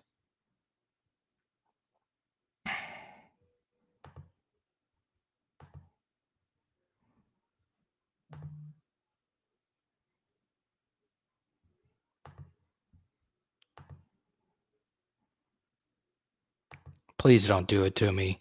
Please don't take Brian Edwards. Please don't take Brian Edwards. Don't do it. Don't do it. Don't auto pick Brian Edwards. Of course, McKinnon has sniped me all freaking draft. It has happened legit all freaking draft. It is really a thing of beauty. I'm not going to lie. It truly is a thing of beauty. It really is. I'm just going to snag Derek Carr because I don't know what I'm doing now. I was going to stack it. Oh, my God. That is just... Ugh. It makes you just feel so dirty. All right.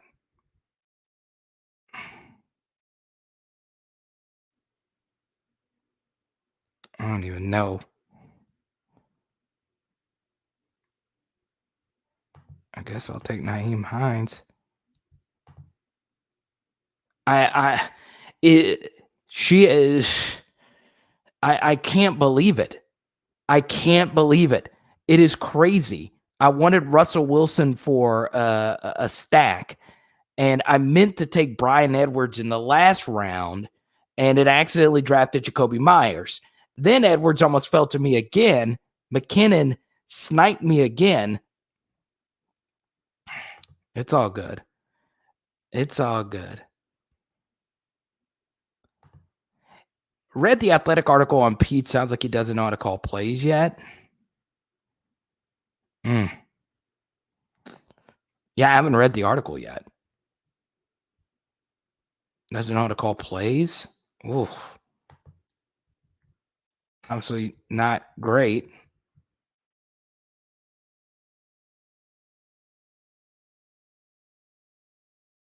Oh, man. That was not good. It's not good at all. Oh, buddy.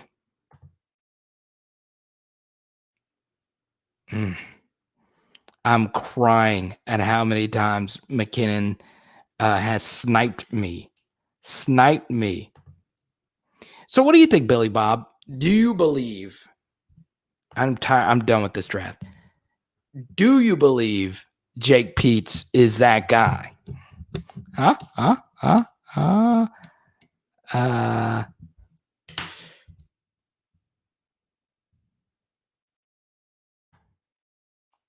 Do you believe it, Billy Bob? Let me know. Because I'm retiring from fantasy football after tonight. I've got to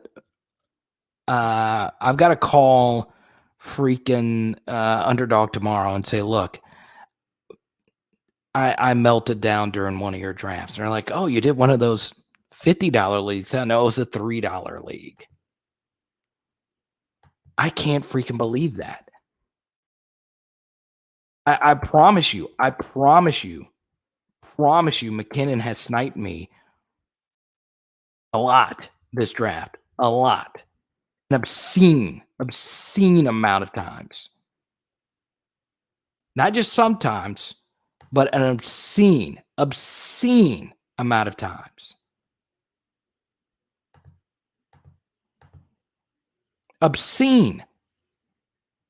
I legit want to go cry after this. I've never been sniped this bad in any draft. I got my Trevor Lawrence pick sniped. I got my Brian Edwards pick sniped when I meant to take him the prior round.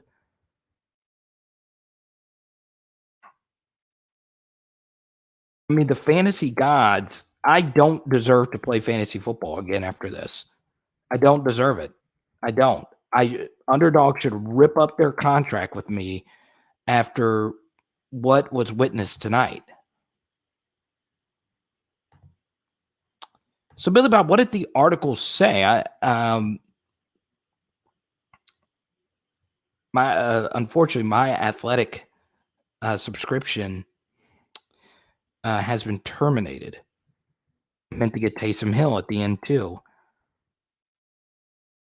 but oh well.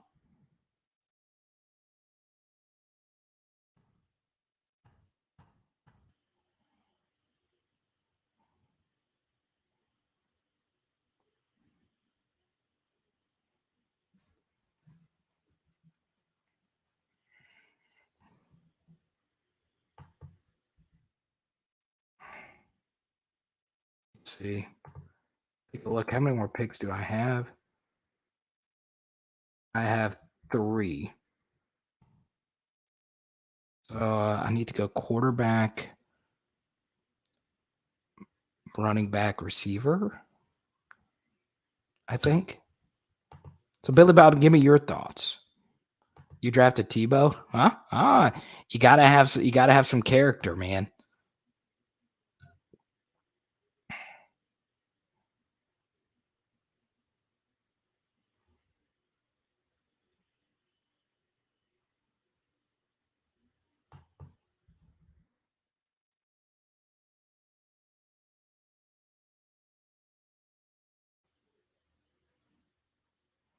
I swear, if I get sniped again, I promise you, if I get sniped again.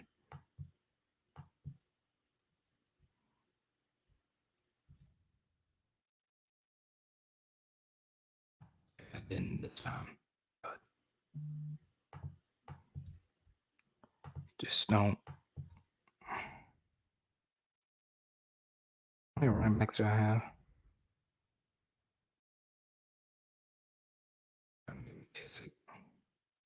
Okay.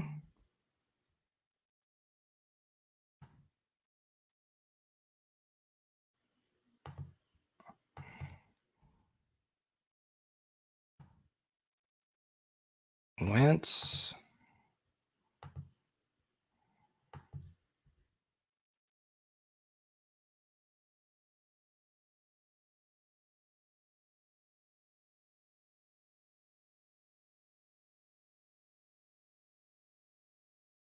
I got one tight end.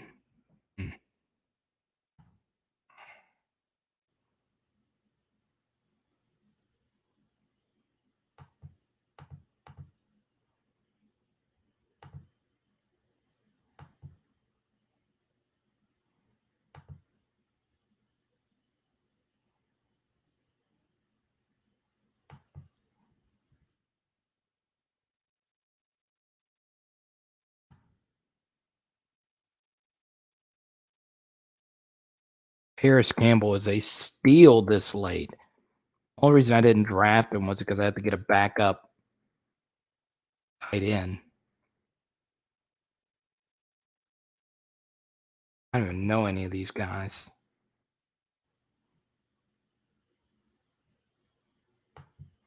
Mo Alley Cox?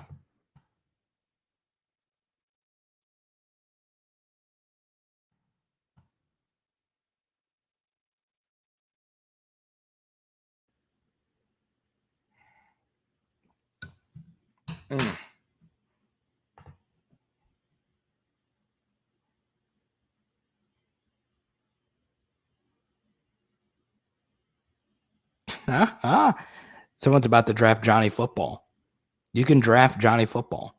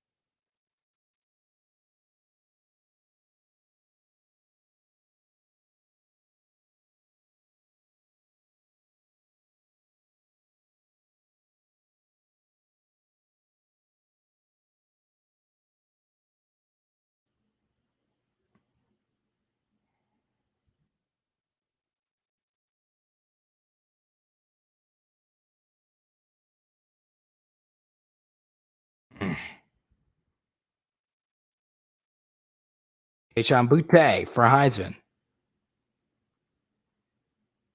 Did I get a TU2 or a TU1?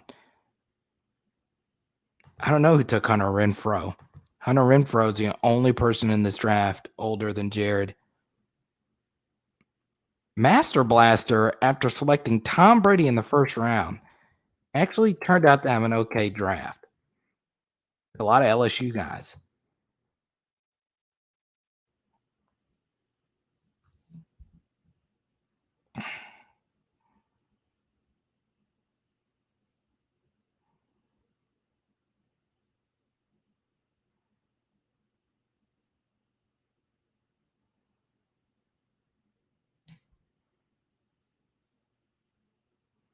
Does anyone here think Mac Jones is going to be a good NFL quarterback?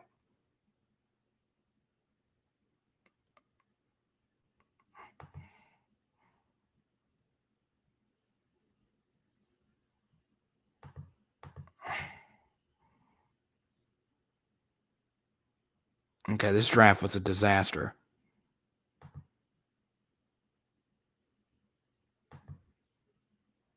You got a grade?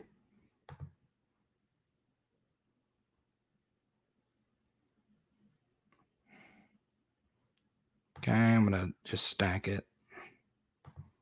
There. So, boom. I just drafted him.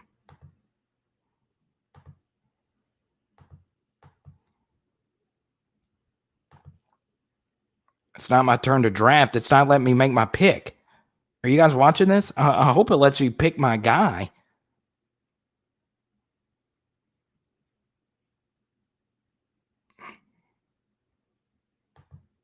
I had Tyler Croft as my second tight end. Let me see. Hopefully you just refresh it. There we go. Okay. Good. Let me select him. All righty. There you have it.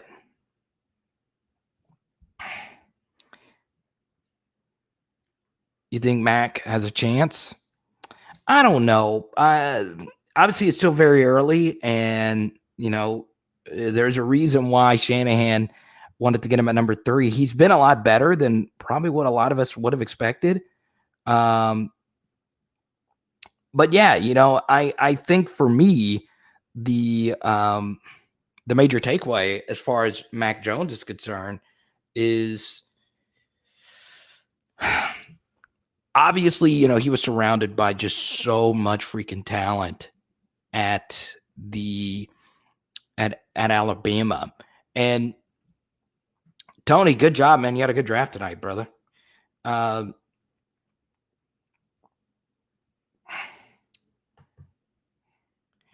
But yeah, I don't know how I feel about Mac Jones in the NFL. I really don't. I really, really don't. I think part of it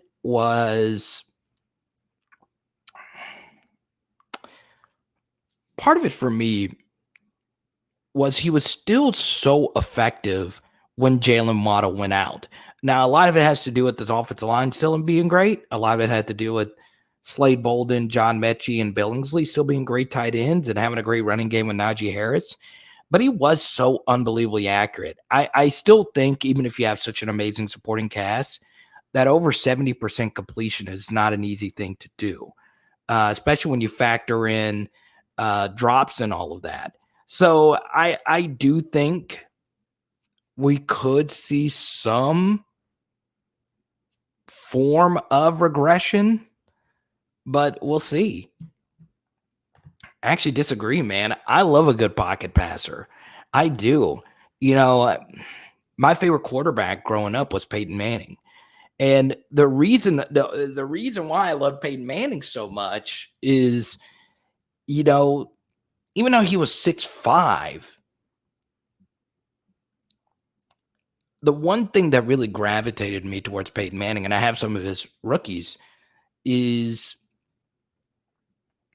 he had to be so much smarter than everyone else because he didn't have the arm. And the mastery of the playbook was just amazing. with Peyton Manning. So I'm not a hater of Peyton Manning per se, but it's still crazy to me that people compared Mac Jones to Joe Burrow so much when both of them simply both of them had a supporting cast around them that were completely different. Mac Jones's offensive line was so much better than the LSU 2019 group offensive line. Now, the 2019 offensive line was still really good, but still. So McKinnon sniped me a bunch in this draft. Kyler Murray, Andy Dalton. Not too bad there. Tobo Tiger. Justin Fields, Kirk Cousins. I got Alvin Kamara and Clyde Edwards-Helaire and Joe Mixon. Those running backs are strong right there. High yield CEO. Lots of quarterbacks in here. Derrick Henry, Najee Harris, Mike Davis, Michael Carter. I love that running back room right there. I hated this draft. I really did. Chef actually had a really good draft. He had the auto pick as well. He actually had a really good draft right here. Gonna really need Tua though. I'm not a Tua guy. I got Trevor Lawrence sniped for my Jacksonville stack by Kyle. Jay Addison, Joe Burrow, Jameis Winston, Sam Darnold, Chubb, Robinson, Swift. There's some really good running back rooms in this draft, and I'm the only one that. I mean, I have Christian McCaffrey, but goodness gracious, my running backs are not great. My quarterbacks are not great. My receivers are not great, and I have a really good tight end. That's it. So the projections, I learned this about the projections. The projections are just the amount of total points that team is going to score. So take McKinnon. There's 4 quarterbacks here, and quarterbacks score more points. So the highest projected score doesn't necessarily coincide with who's actually going to score the most points. Let's take a look at Marcus's crappy team. Josh Allen, overrated. Matt Ryan, overrated. I'm just kidding. Actually, it's a really good team. Top 5 QB, potential top 5 running back, top 5 receiver. I hated this is not good. This is not deep enough at wide receiver. Got good handcuffs, though. Your running backs are really good. Remember, 3 wide receivers have to play each and every week. Billy.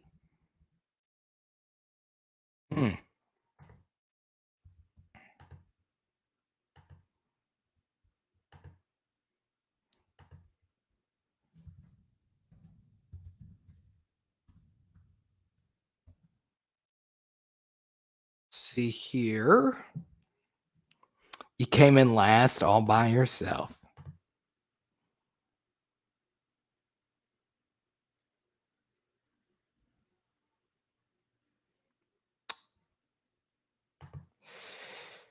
That is true. That is true.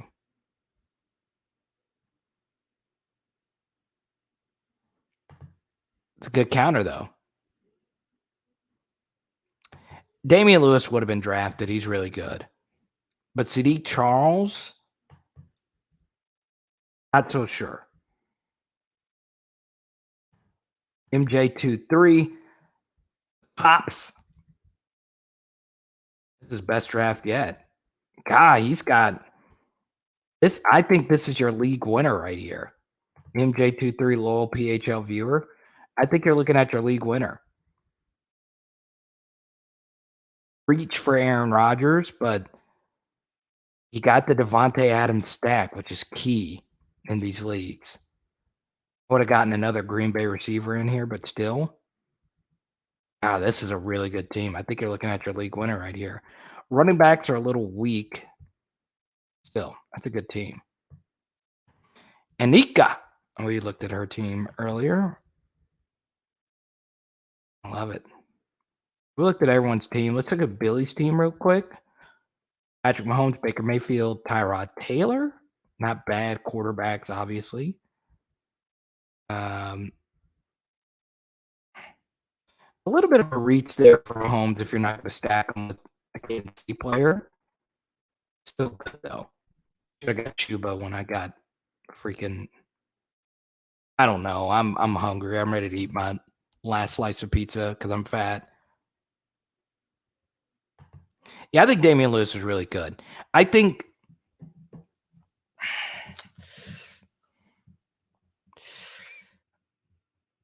Okay. So if we want to talk about the offensive line from 2019, this is a good point right here.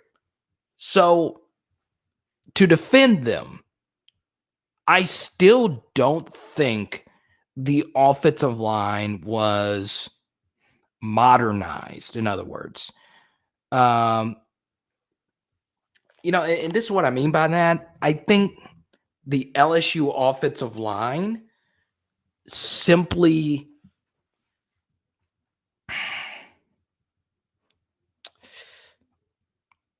Yes, the offensive line had to move to 5-man protection. And the fact that Lloyd Cushenberry made a massive jump, honestly think, just going back to it, I really do think Billy had one of the better drafts, though. I like Patrick Mahomes. I just think you got to stack that. I really do. Anyway, God, that draft was so bad. It was so bad. So bad. Just want to cry. I do think the offensive line was never really taught how to protect in 5-man protection. And I think Joe Burrow was able to overcome that. I think the offensive line was more talented than what it actually performed at in 2019. I still thought it was good, but Pro Football Focus had them rated the 30th best offensive line in college football. So, yeah, I think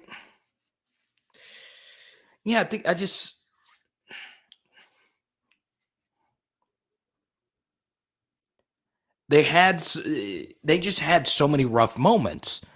But as Marcus points out, when you run 5-man protection, it's going to open you up to some nasty blitzes.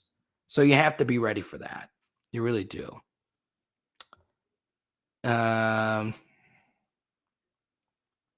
But yeah, let's see. I think Lloyd's going to be great too. It's going to be interesting to see him with Teddy this year. And the fact that Denver's offense is going to have Cortland Sutton and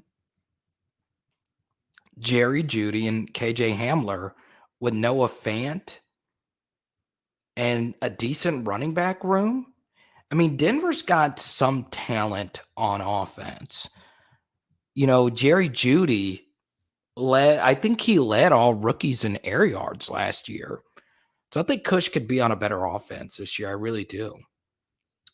But anyway, guys, this was fun. Don't forget, we have a unbelievable and John out in LA. Not gonna lie, UCLA can run some nasty pressures. So we'll see. I'm very interested to see how the blitz pickups, and Marcus and I were talking about this late last night. The offensive guards are put under a lot of pressure with what UCLA is going to throw at LSU. Hate to say it, but Teddy is bad. I'll put it this way. Teddy's not great. Teddy's not great at all, but he's good. I think Denver made a huge mistake not drafting Justin Fields. I really do think so. I mean, the likelihood that Patrick Surtain is going to bust is very, very, very low. Okay? It's very low, right? I view Patrick Surtain the best cornerback prospect I've ever seen coming out of college. the best, where my jaw just dropped, was Jalen Ramsey. No doubt about it. Jalen Ramsey. I still think the Cowboys made a mistake passing him at 4. They got Zeke. He's turned out to be fine. But Jalen Ramsey was a real deal. I like Jalen Ramsey better than Patrick Peterson. And they both ended up getting selected 5, and both of them are probably going to go to the Hall of Fame. With that said, when you have the opportunity to draft a franchise quarterback in the first round, you've got to take it. So I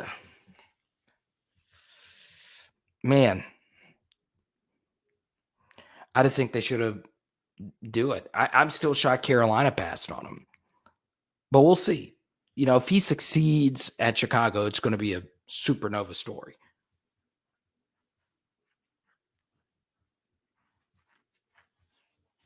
But those pressures with those UCLA standing ins are the one standing in to the boundary side. Should be very interesting. I need to get a haircut before the game this weekend. I know that you guys are thinking that.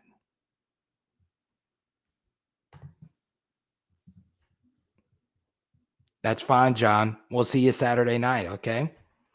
All right, guys, this was a lot of fun. Saturday night will be our post-game live chat. I do not believe, unless we get enough people that want to do it, I do not believe we'll do a fantasy draft on Saturday, but next Tuesday night we'll do another one. But Saturday will just be post-game. And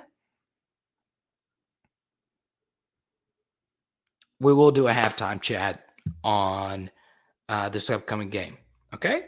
So make sure you check that out. All right? So halftime chat for Saturday's game and then post-game chat. Okay? I know, Jared. Have fun at the game. Jared, make sure you text Plum tomorrow, and y'all can link up at the game. Rose Bowl is a very fun stadium, man. Enjoy it. It is Power Hour LSU Bomb. Pizza tonight. Let's go.